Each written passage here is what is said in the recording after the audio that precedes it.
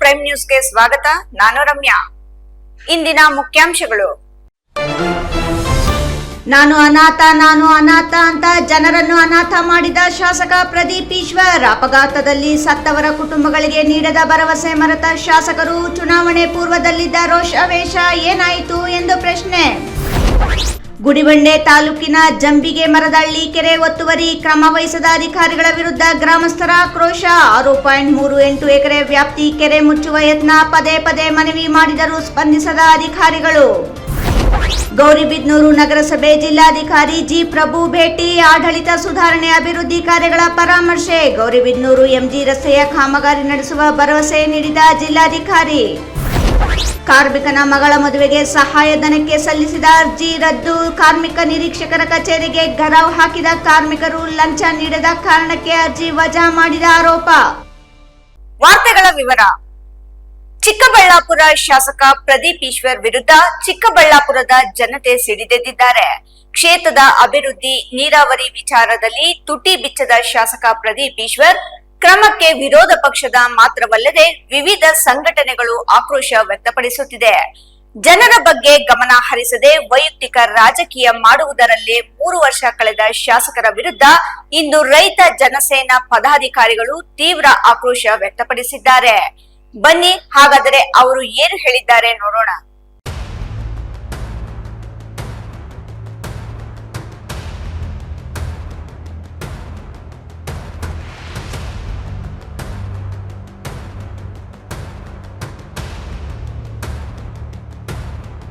ವೀಕ್ಷಕರೇ, ಮೊದಲು ಈ ವಿಡಿಯೋ ನೋಡ್ಕೊಂಡು ಬನ್ನಿ, ಆಮೇಲೆ ನಾವು ಅಸಲಿ ವಿಷಯಕ್ಕೆ ಬರೋಣ. ಬಹಳಷ್ಟು ಜನ ಕೋಮಾಗ ಹೋಗ್ತಾರೆ. ಇದು ನಾನು ಹೇಳಿರೋದಲ್ಲ, ಇಂಡಿಯನ್ ಇನ್ಸ್ಟಿಟ್ಯೂಟ್ ಆಫ್ ಸೈನ್ಸ್ ಅವ್ರು ಕೊಟ್ಟಿರೋ ವರದಿ. ಈ ವರದಿ ನಮ್ಮ ಶಾಸಕರು, ಡಾಕ್ಟರ್ಗಳಾದಂತ ಶಾಸಕರಿಗೂ ಇದು ತಲುಪಿದೆ. ಆದ್ರೂ ಸಹ ಆ ಪ್ರಾಜೆಕ್ಟ್ 400 ಕೋಟಿಯಲ್ಲಿ ಮಾಡಬೇಕಾಗಿತ್ತು. ಸರ್, ನಂದೊಂದು ಪ್ರಶ್ನೆ. ಮಂಗಳಯಾನ ಅಂತ ಮೊನ್ನೆ ಮಾಡಿದ್ರು. ಮಂಗಳ ಗ್ರಹಕ್ಕೆ ಸ್ಯಾಟಲೈಟ್ ಕಳಿಸಕ್ಕೆ ನಮ್ಮ ಇಂಡಿಯಾ ಖರ್ಚು ಮಾಡಿದ್ದು 450 ಕೋಟಿ. ಆದ್ರೆ ಹೆಬ್ಬಾಳದಿಂದ ಚಿಕ್ಕಬಳ್ಳಾಪುರಕ್ಕೆ ನೀರ್ ತರಕ್ಕೆ ನಮ್ಮ ಗೌರ್ಮೆಂಟ್ 863 ಕೋಟಿ ಖರ್ಚು ಮಾಡ್ತಿದೆ. ಪ್ರಾರಂಭದಲ್ಲಿ 440 ಕೋಟಿನೇ ಅದು ಇದ್ದಿದ್ದು. 400 ಕೋಟಿ ಯಾಕೆ ರೈಸ್ ಆಯ್ತು ಅಂದ್ರೆ it's 30% mega deal of Karnataka. 250 ಕೋಟಿ ಡೀಲ್ ಇದೆ. ಇವತ್ತು ಆತ್ಮಸಾಕ್ಷಿಯಿಂದ ಹೇಳಿಬಿಡ್ಲಿ ನಮ್ಮ ಶಾಸಕರು 30% ಕಮಿಷನ್ ತಗೊಂಡಿಲ್ವೇನೋ ಅಂತ. ಇದು IISc ಇಂದ ಬಹಳಷ್ಟು ಜನಕ್ಕೆ ಗೊತ್ತು. 450 ಕೋಟಿಯಲ್ಲಿ ಮುಗಿಬೇಕಾಗಿರೋ ಪ್ರಾಜೆಕ್ಟ್ 800 ಕೋಟಿಗೆ ಬಂತು. Sir, it is the report of Indian institute of science. ಇವತ್ತು ಹೇಳ್ತಿದೀನಿ, ಹೆಬ್ಬಾಳ ಕೆರೆ ನೀರೇನಾದ್ರೂ ನಮ್ಮ ಕೆರೆಗಳಿಗೆ ತುಂಬಿದ್ರೆ 10 ಜನರಲ್ಲಿ 7 ಜನಕ್ಕೆ ಕಿಡ್ನಿ ಫೇಲ್ಯೂರ್ ಆಗೋದು ಸತ್ಯ. ನಾನು ಒಬ್ಬ ಬಯಾಲಜಿ ಪ್ರೊಫೆಸರ್, ಅದ್ರ ಬಗ್ಗೆ ನಾನು ಪಾಠ ಮಾಡ್ತೀನಿ. ಬಹಳಷ್ಟು ಜನ ಹೇಳ್ತಾರೆ ಅದು ವ್ಯವಸಾಯಕ್ಕೆ ಬಳಸೋ ನೀರು, ಬೇರೆ ಎಲ್ಲ ಏನಕ್ಕೆ ಅಂತ. ಸರ್, ಕೆರೆ ನೀರು ತುಂಬಿದಾಗ ಪಕ್ಕದಲ್ಲಿರೋ ಬೋರ್ ನೀರಿಗೆ ಅದು ರೈಸ್ ಆದಾಗ ಗ್ಯಾರಂಟಿ ಆರೋಗ್ಯ ಕೆಡುತ್ತೆ. ಒಂದು ಸಿಂಪಲ್ ಎಕ್ಸಾಂಪಲ್, ದೊಡ್ಡಬಳ್ಳಾಪುರದ ಹತ್ರ ಬಾಶೆಟ್ಟಹಳ್ಳಿ ಅಂತ ಒಂದು ಇಂಡಸ್ಟ್ರಿಯಲ್ ಏರಿಯಾ ಇದೆ. ಅಲ್ಲಿ ಗಾರ್ಮೆಂಟ್ಸ್ ಇಂದ ಇದಾಗಿ ಪಕ್ಕದ ಬೋರ್ವೆಲ್ ಅಲ್ಲಿ ಎಂತ ನೀರು ಬರ್ತಾ ಇದೆ ಅಂತ ನೀವೊಂದ್ಸಲ ನೋಡಿ. ಸರ್, ಕೇಳಿದ್ರಲ್ಲ, ಅಬ್ಬಬ್ಬಾ, ಏನ್ ರೋಷ, ಏನ್ ಆವೇಶ. ಇದು ಯಾರು ಅಂತ ಯೋಚನೆ ಮಾಡಬೇಡಿ, ಅದು ನಮ್ಮ ಚಿಕ್ಕಬಳ್ಳಾಪುರ ಶಾಸಕ ಪ್ರದೀಪ್ ಈಶ್ವರ್ ಅವರೇ. ಹೀಗೆ ಮಾತನಾಡಿದ್ದು ಶಾಸಕರಾಗುವುದಕ್ಕೂ ಮೊದಲು. ಆಗಿನ ಶಾಸಕ ಡಾಕ್ಟರ್ ಕೆ ಸುಧಾಕರ್ ವಿರುದ್ಧ ಪ್ರದೀಪ್ ಈಶ್ವರ್ ಅವರು ಆಡಿದ ಒಂದೊಂದು ಮಾತು ಮುತ್ತು ಕಣ್ರಿ. ದುರಾದೃಷ್ಟ ಏನ್ ಗೊತ್ತಾ, ಅವರು ಶಾಸಕರಾದ ಕೂಡಲೇ ಈ ರೋಷ, ಆವೇಶ ಎಲ್ಲ ಕೇವಲ ವಿರೋಧಿಗಳನ್ನ ಟೀಕೆ ಮಾಡುವುದಕ್ಕಾಗಿ ಮಾತ್ರ ಬಳಸುತ್ತಿದ್ದಾರೆ ಹೊರತು ಕ್ಷೇತ್ರದ ಅಭಿವೃದ್ಧಿ ಬಗ್ಗೆಯಾಗಲಿ, ಜನರ ಬಗ್ಗೆಯಾಗಲಿ, ನೀರಾವರಿ ತರೋ ವಿಚಾರದ ಬಗ್ಗೆಯಾಗಲಿ ಗಮನ ಹರಿಸುತ್ತಿಲ್ಲ. ಹಾಗಂತ ನಾನು ಹೇಳುತ್ತಿಲ್ಲ, ರೈತ ಸಂಘಟನೆಗಳು, ವಿರೋಧ ಪಕ್ಷದ ನಾಯಕರು ಹೇಳುತ್ತಿದ್ದಾರೆ. ಇವತ್ತು ವಿಷಯ ಏನಂದ್ರೆ, ನಾವು ಕಳೆದ ಒಂದು 22-23 ವರ್ಷದಿಂದ ನಿರಂತರವಾಗಿ ನೀರಾವರಿಗೆ ಹೋರಾಟವನ್ನು ಮಾಡ್ಕೊಂಡು ಬಂದಿರುವಂಥದ್ದು ಎಲ್ಲರ ಗಮನದಲ್ಲೂ ಇದೆ, ಎಲ್ರಿಗೂ ಗೊತ್ತಿದೆ. ನಾವು 10 ವರ್ಷ ಮೊದಲೇ ಹೇಳಿದ್ವಿ ಏನಂದರೆ, ಈ ನೀರಾವರಿ ಒಳ್ಳೆ ರೀತಿಯಲ್ಲಿ ನೀರಾವರಿ ಬರೆದಿದ್ರೆ, ಆರೋಗ್ಯಕರವಾದ ನೀರು ಬರೆದಿದ್ರೆ ಮುಂದಿನ ದಿನಗಳಲ್ಲಿ ಕ್ಯಾನ್ಸರು ಮತ್ತು ಏನು ಪ್ಯಾರಾಲಿಸ್ಗಳಾಗ್ತಾ ಇದೆ, ಮತ್ತು ಸ್ಟ್ರೋಕ್ಗಳಾಗ್ತಾ ಇದೆ, ಮತ್ತು ಮಕ್ಕಳಾಗದೇ ಇರೋವಂಥದ್ದು ಸಾಕಷ್ಟು ಕಾಯಿಲೆಗಳು, ಡಯಾಲಿಸಿಸು ಇದೆಲ್ಲ ಆಗುತ್ತೆ ಅಂತೇಳಿ. ಬಟ್ ಭಾಳ ನೆಗ್ಲೆಕ್ಟ್ ಮಾಡಿದ್ರು ನಮ್ಮ ನಾಗರಿಕರು ಅಂತಲೇ ಹೇಳ್ಬೋದು. ಬಟ್ ಆದರೆ ತೊಂದರೆ ಇಲ್ಲ, ಇವತ್ತಿನ ದಿನ ಎಲ್ಲ ಎಚ್ಚೆತ್ಕೊಂಡಿದ್ದಾರೆ. ನಮ್ಮ ಪ್ರದೀಪ್ ಈಶ್ವರ್ ಸರ್, ನಮ್ಮ ಶಾಸಕರನ್ನ ನಾನೊಂದು ಪ್ರಶ್ನೆ ಕೇಳಬೇಕು ಅಂತೇಳಿ ಇವತ್ತು ಇಲ್ಲಿ ಬಂದಿರೋವಂಥದ್ದು. ಅವರು ಮೊನ್ನೆ ಒಂದು ಪತ್ರಿಕಾಗೋಷ್ಠಿಯಲ್ಲಿ ಹೇಳ್ತಾ ಇದ್ರು, ನನಗೆ ಪವರ್ ಬರಬೇಕು, ಪವರ್ ಬಂದರೆ ನಾನು ಇನ್ನಷ್ಟು ಕೆಲಸವನ್ನು ಮಾಡ್ತೀನಿ ಅಂತ. ಅದು ಎಂಥ ಪವರ್ ಕೊಡಬೇಕು ಅಂತ ನನಗೆ ಅರ್ಥ ಆಗಲಿಲ್ಲ. ನೇರವಾಗಿ ಮುಖ್ಯಮಂತ್ರಿ ಸ್ಥಾನ ಏನಾದರೂ ಕೊಡಬೇಕೇನೋ ಅವ್ರಿಗೆ ಅಂತ ಹೇಳ್ಬಿಟ್ಟು ಕೇಳೋಣ ಅನ್ನೋದು ನನ್ನ ವೈಯಕ್ತಿಕವಾದ ನನ್ನ ಸಂಘಟನೆ ಉದ್ದೇಶ. ಕೇಳಿದ್ರಲ್ಲ, ಇವರು ರೈತ ಜನಸೇನಾ ಸಂಸ್ಥಾಪಕ ಅಧ್ಯಕ್ಷರು. ಹೆಸರು ಸುಷ್ಮಾ ಶ್ರೀನಿವಾಸ್. ಕಳೆದ 2 ದಶಕಕ್ಕೂ ಹೆಚ್ಚು ಕಾಲದಿಂದ ಇವರು ನೀರಾವರಿಗಾಗಿ ನಡೆಯುತ್ತಿರುವ ಹೋರಾಟಗಳಲ್ಲಿ ಭಾಗವಹಿಸುತ್ತಿದ್ದಾರೆ. ಈಗ ಶಾಸಕನ ವಿರುದ್ಧ ಹೀಗೆ ಆಕ್ರೋಶ ವ್ಯಕ್ತಪಡಿಸಲು ಕಾರಣ ಅದೇ ನೀರಾವರಿ. ಚಿಕ್ಕಬಳ್ಳಾಪುರದ ಪತ್ರಕರ್ತರ ಭವನದಲ್ಲಿ ಇಂದು ನಡೆದ ಸುದ್ದಿಗೋಷ್ಠಿಯಲ್ಲಿ ಮಾತನಾಡಿದ ಸುಷ್ಮಾ ಶ್ರೀನಿವಾಸ್, ನಾನು ಅನಾಥ ಅಂತ ಚಿಕ್ಕಬಳ್ಳಾಪುರ ಜನತೆಯನ್ನು ಅನಾಥ ಮಾಡಿದ್ರಲ್ಲಪ್ಪ ಪ್ರದೀಪ್ ಈಶ್ವರ್ ಎಂದರು. ಕಳೆದ 3 ದಶಕಗಳಿಂದ ನೀರಾವರಿ ಹೋರಾಟ ನಡೆಯುತ್ತಲೇ ಇದೆ.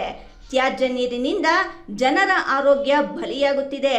ಈ ಬಗ್ಗೆ ಎಷ್ಟೇ ಹೋರಾಟ ಮಾಡಿದರೂ ಜನಪ್ರತಿಗಳು ಗಮನ ಹರಿಸುತ್ತಿಲ್ಲ ಎಂದು ಅಸಮಾಧಾನ ವ್ಯಕ್ತಪಡಿಸಿದರು. ಶಾಸಕರಾಗಿದ್ದೀರಾ, ಶಾಸಕರ ಥರ ಕೆಲಸ ಮಾಡೋದು ಕಲ್ತ್ಕೊಳ್ಳಿ. ಇದು ಬಿಟ್ಬಿಟ್ಟು ನೀವು ಜನಗಳಿಗೆ ಸಾವುಗಳಂತ ಕೆಲಸ ಮಾಡಬೇಡ್ರಿ. ನಾನು ಅನಾಥ, ನನಗೆ ಅಪ್ಪ ಅಮ್ಮ ಇಲ್ಲ ಅಂತ ಹೇಳ್ಕೊಂಡು ಬಂದು ಕೊನೆಗೆ ನಮ್ಮ ಚಿಕ್ಕಬಳ್ಳಾಪುರ ಜನತೆಯನ್ನು ಇವತ್ತು ನೀವು ಅನಾಥರನ್ನಾಗಿ ಮಾಡುವಂಥ ಕೆಲಸ ಮಾಡ್ತಾ ಇದ್ದೀರಾ. ನಿಮಗೆ ಶೋಭೆ ತರಲ್ಲ. ಇದು ನಮ್ಮ ಕೊನೆಯ ಎಚ್ಚರಿಕೆ ಕರ್ನಾಟಕ ರೈತ ಜನಸೇನಾ ವತಿಯಿಂದ. ಮುಂದಿನ ದಿನಗಳಲ್ಲಿ ಹೋರಾಟಗಳು ಬೇರೆ ರೀತಿಯಲ್ಲೇ ಇರುತ್ತೆ. ನೀವು ದಯವಿಟ್ಟು ಎಚ್ಚೆತ್ಕೊಳ್ಳಿ. ಇದು ಆಗ್ರಹಪೂರ್ವಕವಾಗಿ ಹೇಳ್ತಾ ಇದ್ದೀವಿ ಅಂತ ಹೇಳಕ್ಕೆ ಇಷ್ಟಪಡ್ತೀನಿ. ಮೊನ್ನೆ ಶಾಸಕ ಪ್ರದೀಪ್ ಈಶ್ವರ್ ಅವರು ನನಗೆ ಪವರ್ ಬಂದರೆ ಇನ್ನಷ್ಟು ಕೆಲಸ ಮಾಡುವುದಾಗಿ ಹೇಳಿದ್ದಾರೆ. ಪವರ್ ಅಂದರೆ ನಿಮಗೆ ಮುಖ್ಯಮಂತ್ರಿ ಹುದ್ದೆ ಕೊಡಬೇಕಾ ಎಂದು ಪ್ರಶ್ನಿಸಿದರು. ಚುನಾವಣೆಗೆ ಮೊದಲು ನೀರಾವರಿ ಹೋರಾಟಗಾರರ ಜೊತೆ ನೀವು ಇದ್ದೀರಿ. ನೀರಾವರಿ ಹೋರಾಟ ಮುಂದಿಟ್ಟುಕೊಂಡು ಶಾಸಕರು ಆದ್ರಿ. ನೀವು ಶಾಸಕರಾಗಿ 3 ವರ್ಷಗಳಾಗಿವೆ. ನೀರಾವರಿ ಹೋರಾಟಗಾರರ ಸಭೆ ಕರೆಯುವ ಯೋಗ್ಯತೆ ಇಲ್ಲ. ನೀವು ಮನೆಗೆ ಹೋಗೋದು ಬೇಡ. ಚಿಕ್ಕಬಳ್ಳಾಪುರದ ತಾಲೂಕು ಕಚೇರಿಯಲ್ಲಿರುವ ನಿಮ್ಮ ಕಚೇರಿಯಲ್ಲಿ ವಾರಕ್ಕೆ 2 ಬಾರಿ ಕೂತು ಜನರ ಸಮಸ್ಯೆ ಕೇಳಿ ಎಂದು ಸಲಹೆ ನೀಡಿದರು. ಯಾಕೆ ಅಂತ ಹೇಳಿದ್ರೆ ಏನೋ ಮಾಡ್ತೀರಾ ನೀವು ಅಂತೇಳಿ ನಾವೆಲ್ಲ ನಿಮ್ಮನ್ನು ಶಾಸಕರಾಗಿ ಪ್ರತಿಯೊಬ್ಬರು ಚುನಾಯಿಸಿರುವಂಥದ್ದು. ನೀವು ಎಲೆಕ್ಷನ್ ನಿಂತ್ಕೊಳ್ಳೋಕ್ಕೆ ಮೊದಲು ನೀರಾವರಿ ಹೋರಾಟಗಾರರ ಜೊತೆ ಯಾವಾಗಲೂ ನೇರ ಸಂಪರ್ಕದಲ್ಲಿದ್ರಿ, ಸಾಕಷ್ಟು ಮಾಹಿತಿಗಳನ್ನ ತಗೊಂಡ್ರಿ. ನೀರಾವರಿ ಅನ್ನೋ ಒಂದು ಅಸ್ತ್ರವನ್ನು ಇಟ್ಕೊಂಡು ನೀವು ಗೆದ್ದು ಇವತ್ತು ಶಾಸಕರಾಗಿ ವಿಧಾನಸಭೆಗೆ ಹೋಗಿರೋದು. ಅದನ್ನು ಇವತ್ತು ಮರ್ತಿದ್ದೀರಾ. 3 ವರ್ಷ ಆಗಿದೆ ನೀವು ಗೆದ್ದು. ಯಾವತ್ತಾದರೂ ನೀರಾವರಿ ಹೋರಾಟಗಾರರನ್ನು ಕರೆದು ನೀವು ಒಂದು ಸಭೆಯನ್ನು ಮಾಡಲಿಕ್ಕೆ ನಿಮಗೆ ಆಯ್ತಾ? ಒಂದು ಸಭೆಯನ್ನು ಮಾಡಿ ನಿಮ್ಮ ನೋವುಗಳೇನು ಅಂತ ತಿಳ್ಕೊಳ್ಳೋ ಅಂತ ಕೇಳ್ತಾ ಇದ್ದೀನಿ.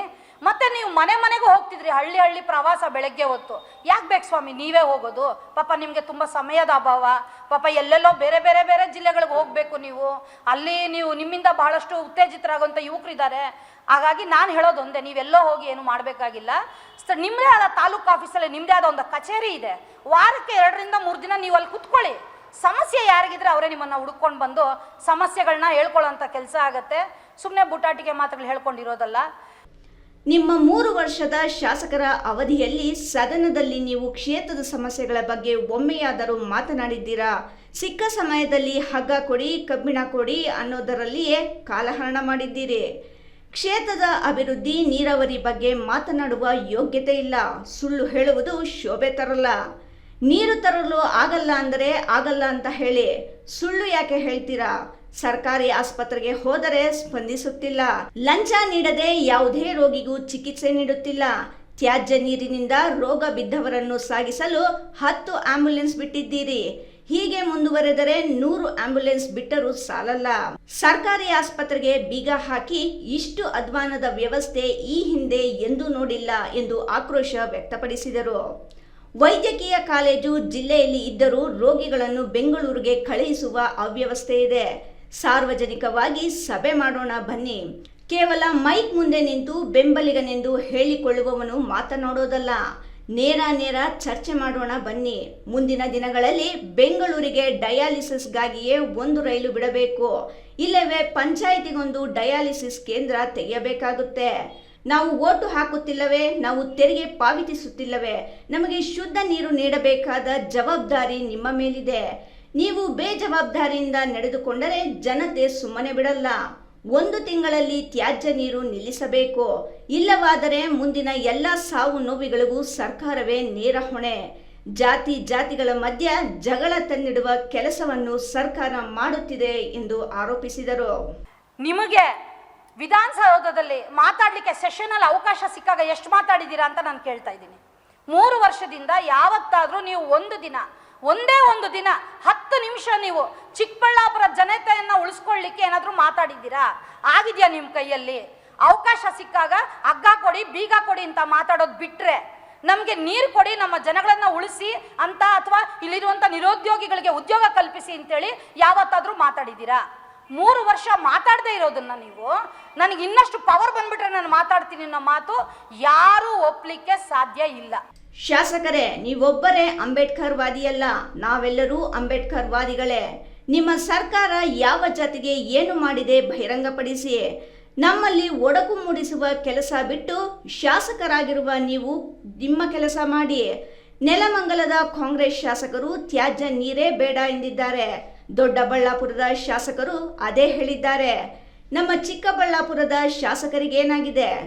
ಒಮ್ಮೆ ಜಿಲ್ಲಾಸ್ಪತ್ರೆಗೆ ಭೇಟಿ ನೀಡಿ ಪರಿಶೀಲನೆ ಮಾಡಿ, ಆಗ ವಾಸ್ತವಾಂಶ ಗೊತ್ತಾಗುತ್ತೆ. ಶಾಸಕನಾದ ವ್ಯಕ್ತಿ ಜನರ ಕೈಗೆ ಸಿಗಲ್ಲ, ಕರೆ ಮಾಡಿದರೆ ಸ್ವೀಕರಿಸಲ್ಲ. ಮಾರ್ಚ್ 15ರ ಬಂದ್ ಕೇವಲ ಸಂದೀಪ್ ರೆಡ್ಡಿ ಅವರಿಗೆ ಸೀಮಿತ ಅಲ್ಲ, ಚಿಕ್ಕಬಳ್ಳಾಪುರದ ಸಮಸ್ತ ಜನತೆಯ ಬಂದ್. ಹಾಗಾಗಿ ಎಲ್ಲರ ಸಹಕಾರ ಅಗತ್ಯ ಎಂದರು. ಅಂಬೇಡ್ಕರ್ ವಾದಿ ನಾನು ಖಂಡಿತ ರೀ, ನೀವೊಬ್ಬರೇ ಅಲ್ಲ ರೀ ಅಂಬೇಡ್ಕರ್ ವಾದಿ. ನಾವು ಸಹಿತ ಇವತ್ತು ನಾನು ಇಲ್ಲಿ ಕುತ್ಕೊಂಡು ಮಾತಾಡ್ತಾ ಇದ್ದೀನಿ ಅಂದರೆ ಆ ಪುಣ್ಯಾತ್ಮನೇ ಕಾರಣ. ಆ ಅಂಬೇಡ್ಕರ್ ಅವರಿಂದಾನೇ ನಾನು ಇವತ್ತು ಕುತ್ಕೊಂಡು ಮಾತಾಡೋದಕ್ಕಾಗ್ತಿರೋದು. ನನ್ನ ಹಕ್ಕುಗಳನ್ನು ಕೊಟ್ಟಿರೋದು ಆ ಪುಣ್ಯಾತ್ಮನೇ. ನೀವೇನು ಹೇಳಬೇಕಾಗಿಲ್ಲ. ಅದನ್ನ 16 ಸರಿ ಏನು ಮಾಡಿದ್ದೀರಾ ಹಾಗಾದರೆ ನೀವು? ಬೇರೆ ಜಾತಿಗಳಿಗೆಲ್ಲ ಏನ್ರಿ ಮಾಡಿದೆ ನಿಮ್ಮ ಸರ್ಕಾರ? ಎಷ್ಟು ಜನಕ್ಕೆ ಎಷ್ಟು ಪೋಸ್ಟ್ಗಳನ್ನ ಕೊಟ್ಟಿದ್ದೀರಾ ರೀ ಬೇರೆ ಕ್ಯಾಸ್ಟ್ಗಳಿಗೆ ನೀವು? ಇವ್ರ ಜೊತೆಲೇ ನಮ್ಮ ನೆಲಮಂಗಲ ತಾಲೂಕಾದ ಶಾಸಕರು ಶ್ರೀನಿವಾಸಯ್ಯ ಅವರು ಕಾಂಗ್ರೆಸ್ ಪಕ್ಷದ ಶಾಸಕರೇ. ಅವರು ಮೊದಲನೇ ಸರಿ ಶಾಸಕರಾಗಿದ್ದಾರೆ. ಜಲಾಗ್ರಹ ಕಾರ್ಯಕ್ರಮವನ್ನು ನೋಡಿ ಸೆಷನಲ್ಲಿ ಅವ್ರು ಹೇಳ್ತಾರೆ, ನಮ್ಮ ನೀರೇ ಬೇಡ, ಕೊಟ್ಟರೆ 3 ಹಂತದ ಶುದ್ಧೀಕರಣ ಮಾಡಿಕೊಡಿ, ನಮ್ಮ ಜನ ಉಳಿಯಲ್ಲ, ನಮ್ಮ ಜನರಿಗಾಗಿ ನಾನು ಅಂತ ಹೇಳ್ತಾರೆ. ನಮ್ಮ ಧೀರೇಂದ್ರ ಮುನಿರಾಜ್ ಅವರು ದೊಡ್ಡಬಳ್ಳಾಪುರ ಶಾಸಕರು ಹೇಳ್ತಾರೆ, ಇವ್ರ ಬಾಯಿಗೆ ಯಾರಾದರೂ ಬೀಗ ಹಾಕಿದ್ರ ಮಾತಾಡೋದಕ್ಕೆ? ಕೊನೆ ಪಕ್ಷ ಅವರು ವಾಯ್ಸ್ ಮಾಡಿದಾಗ ಎದ್ದು ನಿಂತ್ಕೊಂಡು ಇವ್ರು ಮಾತಾಡ್ಬೋದಿತ್ತಲ್ಲ. ಬರೀ ಇವರು ಮಾತುಗಳು ಹೇಳೋಕ್ಕೆ ಸೀಮಿತ ಆಗಿಬಿಟ್ರೆ ಆಡಳಿತ ಹೆಂಗ್ ಸ್ವಾಮಿ ಮಾಡ್ತೀರಾ ನೀವು? ಅಜ್ಜವಾರ ಗ್ರಾಮದ 4 ಯುವಕರು ಅಪಘಾತದಲ್ಲಿ ಮೃತಪಟ್ಟ ವೇಳೆ ಭೇಟಿ ನೀಡಿದ ಶಾಸಕ ಪ್ರದೀಪ್ ಈಶ್ವರ್ ಮುಖ್ಯಮಂತ್ರಿ ಅನುದಾನದಲ್ಲಿ ತಲಾ 5 ಲಕ್ಷ ನೀಡುವುದಾಗಿ ಭರವಸೆ ನೀಡಿ ಹೋದವರು ಇಂದಿಗೂ ಪತ್ತೆ ಇಲ್ಲ. ಅಪಘಾತ ನಡೆದು 2 ತಿಂಗಳೇ ಕಳೆದಿದೆ. ಈವರೆಗೆ ಕೊಟ್ಟ ಮಾತು ಈಡೇರಿಸುವ ಯೋಗ್ಯತೆ ಶಾಸಕರಿಗಿಲ್ಲ. ಅನಗತ್ಯ ಭರವಸೆ ನೀಡಿ ಶಾಸಕರು ಮಾಯವಾಗಿದ್ದಾರೆ.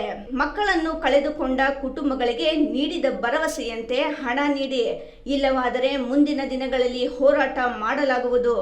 ಜಿಲ್ಲಾಧಿಕಾರಿ ಕಚೇರಿಯಲ್ಲಿ ಕೆಲಸ ಕೊಡಿಸುವುದಾಗಿ ಮೃತ ಯುವಕನ ಪತ್ನಿಗೆ ಭರವಸೆ ನೀಡಿದ್ದರು. ಆದರೆ ಅಂದಿನಿಂದ ಇಂದಿನವರೆಗೂ ಶಾಸಕರ ಪತ್ತೆ ಇಲ್ಲ. ಸತ್ತೋಯ್ತು. ಈ ಮಗುನು ಮದುವೆ ಆಗಿದ್ದ, ಅವನು 6 ತಿಂಗಳಾಗಿತ್ತು ಮದುವೆ ಆಗಿ, ಲವ್ ಮ್ಯಾರೇಜ್ ಆಗಿದ್ರು. ಶಾಸಕರು ಅವತ್ತಿನ ದಿನ ಸತ್ತಿದ ದಿನ ಬಂದು ಮಾತಾಡಿದ್ರು, ನಾನಿದ್ದೀನಿ ನಿಮಗೆ ಅಮ್ಮ, ನಿನಗೆ ಕೆಲಸ ಕೊಡಿಸ್ತೀನಿ DC ಆಫೀಸಲ್ಲಿ ಅಂತ ಈ ಹೆಣ್ಮಗುಗೆ ಹೇಳಿದ್ರು. ಇವ್ರಿಗೇನು ಹೇಳಿದ್ರು, ಮುಖ್ಯಮಂತ್ರಿಗಳ ಒಂದು ನಿಧಿಯಿಂದ ಒಂದೊಂದು ಕುಟುಂಬಕ್ಕೆ ಅಂದರೆ ಒಬ್ಬೊಬ್ಬರಿಗೆ 5-5 ಲಕ್ಷ ರೂಪಾಯಿನ ನಿಮಗೆ ಕೊಡಿಸೋ ಅಂತ ಕೆಲಸ ಮಾಡ್ತೀನಿ ಅಂತ ಹೇಳ್ಬಿಟ್ಟು ಓದೋರು ಇವತ್ತಿಗೂ ನಾಪತ್ತೆ. ಎಲ್ಲಿದಾರೋ ಗೊತ್ತಿಲ್ಲ ಶಾಸಕರು. ಅವ್ರು ಹೇಳಿದ ಮಾತು ಮೇಲೆ ಅವ್ರಿಗೆ ಹಿಡಿತಾ ಇರೋದಿಲ್ಲ. ಈ ಹಣವನ್ನು ಕೊಡಿಸೋದಕ್ಕೆ ಇವಾಗ 2 ತಿಂಗಳು ಬೇಕಾಗಿತ್ತಾ ಅಂತ ನನ್ನ ಪ್ರಶ್ನೆ. ಬೇಕಾಗಿತ್ತಾ? ಕೊನೆ ಪಕ್ಷ ಅವ್ರ ಕುಟುಂಬಗಳು ಹೇಗಿದೆ ಅಂತ ಸಹಿತ ಕೇಳಲಿಲ್ಲ. ಬೆಳಗಿನ ಜಾವ 5:15 ಬಂದು ಮಾತಾಡ್ಕೊಂಡು ಹೊರಟೋದ್ರು. ಇದೇನಾ ನೀವು ಮಾಡ್ತಾ ಇರೋಂಥ ಕೆಲಸ? ಈ ಕೂಡಲೇ ಅದೇನು ಆ ಗ್ರಾಮದಲ್ಲಿ, ನಮ್ಮದೇ ಗ್ರಾಮ ಅದು ಅಜ್ವಾರ ಗ್ರಾಮ, ಆ 4 ಮಕ್ಕಳನ್ನ ಕಳ್ಕೊಂಡಿರೋರಿಗೆ ನೀವೇನು ಮಾತು ಕೊಟ್ಟಿದ್ದೀರಾ? 5-5 ಲಕ್ಷ ಕೊಡ್ತೀವಿ ನಾವು ಮುಖ್ಯಮಂತ್ರಿ ನಿಧಿಯಿಂದ. ಈ ಕೂಡಲೇ ಆ ದುಡ್ಡನ್ನು ಅವರಿಗೆ ವರ್ಗಾಯಿಸಬೇಕಾಗತ್ತೆ. ಇಲ್ದಿದ್ರೆ ಮುಂದಿನ ದಿನಗಳಲ್ಲಿ 15-20 ದಿನ ಬಿಟ್ಕೊಂಡು ಅವ್ರ ಕಡೆಯಿಂದ ನಾವೇ ಒಂದು ಪ್ರೆಸ್ ಮೀಟ್ನ ಮಾಡಿ ಹಣ ಕೊಟ್ಟಿಲ್ಲ ಅನ್ನೋದನ್ನ ನಾವು ನಿಗದಿ ಮಾಡ್ತೀವಿ, ನಿಮ್ಮ ಗಮನಕ್ಕೆ ತರುವಂಥ ಕೆಲಸ ಮಾಡ್ತೀವಿ. ಸುಮ್ಮನೆ ಆಶ್ವಾಸನೆ ಕೊಡೋದು ಒಳ್ಳೇದಲ್ಲ. ಆ ಮಗುಗೆ ಹೇಳಿದ್ರಿ, ಆ ಮಗು ಇಂಜಿನಿಯರಿಂಗ್ ಸ್ಟೂಡೆಂಟು, ನಿನಗೆ ಯಾಕಮ್ಮ DC ಆಫೀಸಲ್ಲಿ ಒಳ್ಳೆ ಕೆಲಸ ಕೊಡಿಸ್ತೀವಿ ಅಂತ ಹೇಳಿದ್ರೆ ಏನೂ ಇಲ್ಲ, ಸುಮ್ಮನೆ ಹೇಳ್ಕೊಂಡು ಬರ್ತಾ ಇದ್ರೆ ಆಗಲ್ಲ. ಅದನ್ನೇ ಹೇಳಿದ್ದು ನಾನು. ಚಿಕ್ಕಬಳ್ಳಾಪುರವನ್ನು ಗೊಬ್ಬೆಬ್ಬಿಸುವ ಕೆಲಸ ಮಾಡಬೇಡಿ. ಕೊಟ್ಟ ಭರವಸೆಯಂತೆ ನೊಂದ ಕುಟುಂಬಗಳಿಗೆ ಸಹಾಯ ಮಾಡಿ. ಶುದ್ಧ ನೀರು ತರುವ ಬಗ್ಗೆ ಸದನದಲ್ಲಿ ಹೋರಾಟ ಮಾಡಿ. ಇಲ್ಲವಾದರೆ ಚಿಕ್ಕಬಳ್ಳಾಪುರದ ಜನತೆ ತಕ್ಕ ಪಾಠ ಕಲಿಸಲಿದ್ದಾರೆ ಎಂದು ಎಚ್ಚರಿಕೆ ನೀಡಿದರು.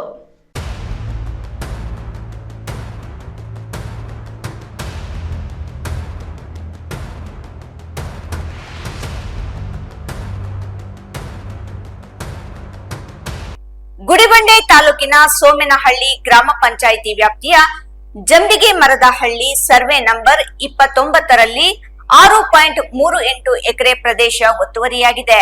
ಗ್ರಾಮಸ್ಥರಿಗೆ ಈ ಹಿಂದೆ ಕುಡಿಯುವ ನೀರಿನ ಮೂಲವಾಗಿದ್ದ ಈ ಕೆರೆ ಇದೀಗ ಕಸ, ಮಣ್ಣು ಹಾಗೂ ಅನಧಿಕೃತ ಅತಿಕ್ರಮಗಳಿಂದ ತನ್ನ ಅಸ್ತಿತ್ವ ಕಳೆದುಕೊಳ್ಳುವ ಹಂತಕ್ಕೆ ತಲುಪಿದೆ.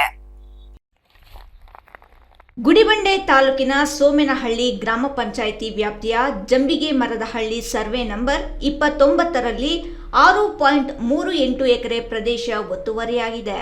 ಕೆಲ ಕಿಡಿಗೇಡಿಗಳು ಕೆರೆಯ ಅಂಚು ಅತಿಕ್ರಮಿಸಿಕೊಂಡು ಮಣ್ಣು ಹಾಗೂ ತ್ಯಾಜ್ಯ ತುಂಬಿಸಿ ಮುಚ್ಚುವ ಕಾರ್ಯ ನಡೆಸುತ್ತಿದ್ದಾರೆ ಎಂದು ಗ್ರಾಮಸ್ಥರು ಆರೋಪಿಸಿದ್ದಾರೆ. ಈ ಕುರಿತು ತಾಲೂಕು ದಂಡಾಧಿಕಾರಿಗಳು, ತಾಲೂಕು ಪಂಚಾಯಿತಿ ಅಧಿಕಾರಿಗಳು ಮತ್ತು ಗ್ರಾಮ ಪಂಚಾಯಿತಿ ಅಧಿಕಾರಿಗಳಿಗೆ ಪದೇ ಪದೇ ಮನವಿ ಸಲ್ಲಿಸಿದರೂ ಸ್ಪಷ್ಟವಾದ ಕ್ರಮ ಕಾಣಿಸಿಲ್ಲ. 1 ವರ್ಷ ಹಿಂದೆಯೇ ಸಂಬಂಧಪಟ್ಟ ಅಧಿಕಾರಿಗಳು ಸ್ಥಳ ಪರಿಶೀಲನೆ ನಡೆಸಿ ಶೀಘ್ರ ಕ್ರಮ ಕೈಗೊಳ್ಳುವುದಾಗಿ ಭರವಸೆ ನೀಡಿದ್ದರು. ಆದರೆ ಆ ಭರವಸೆ ಕಾಗದದಲ್ಲೇ ಉಳಿದು ಕೆರೆಯ ಸ್ಥಿತಿ ದಿನೇ ದಿನೇ ಹದಗೆಡುತ್ತಿದೆ.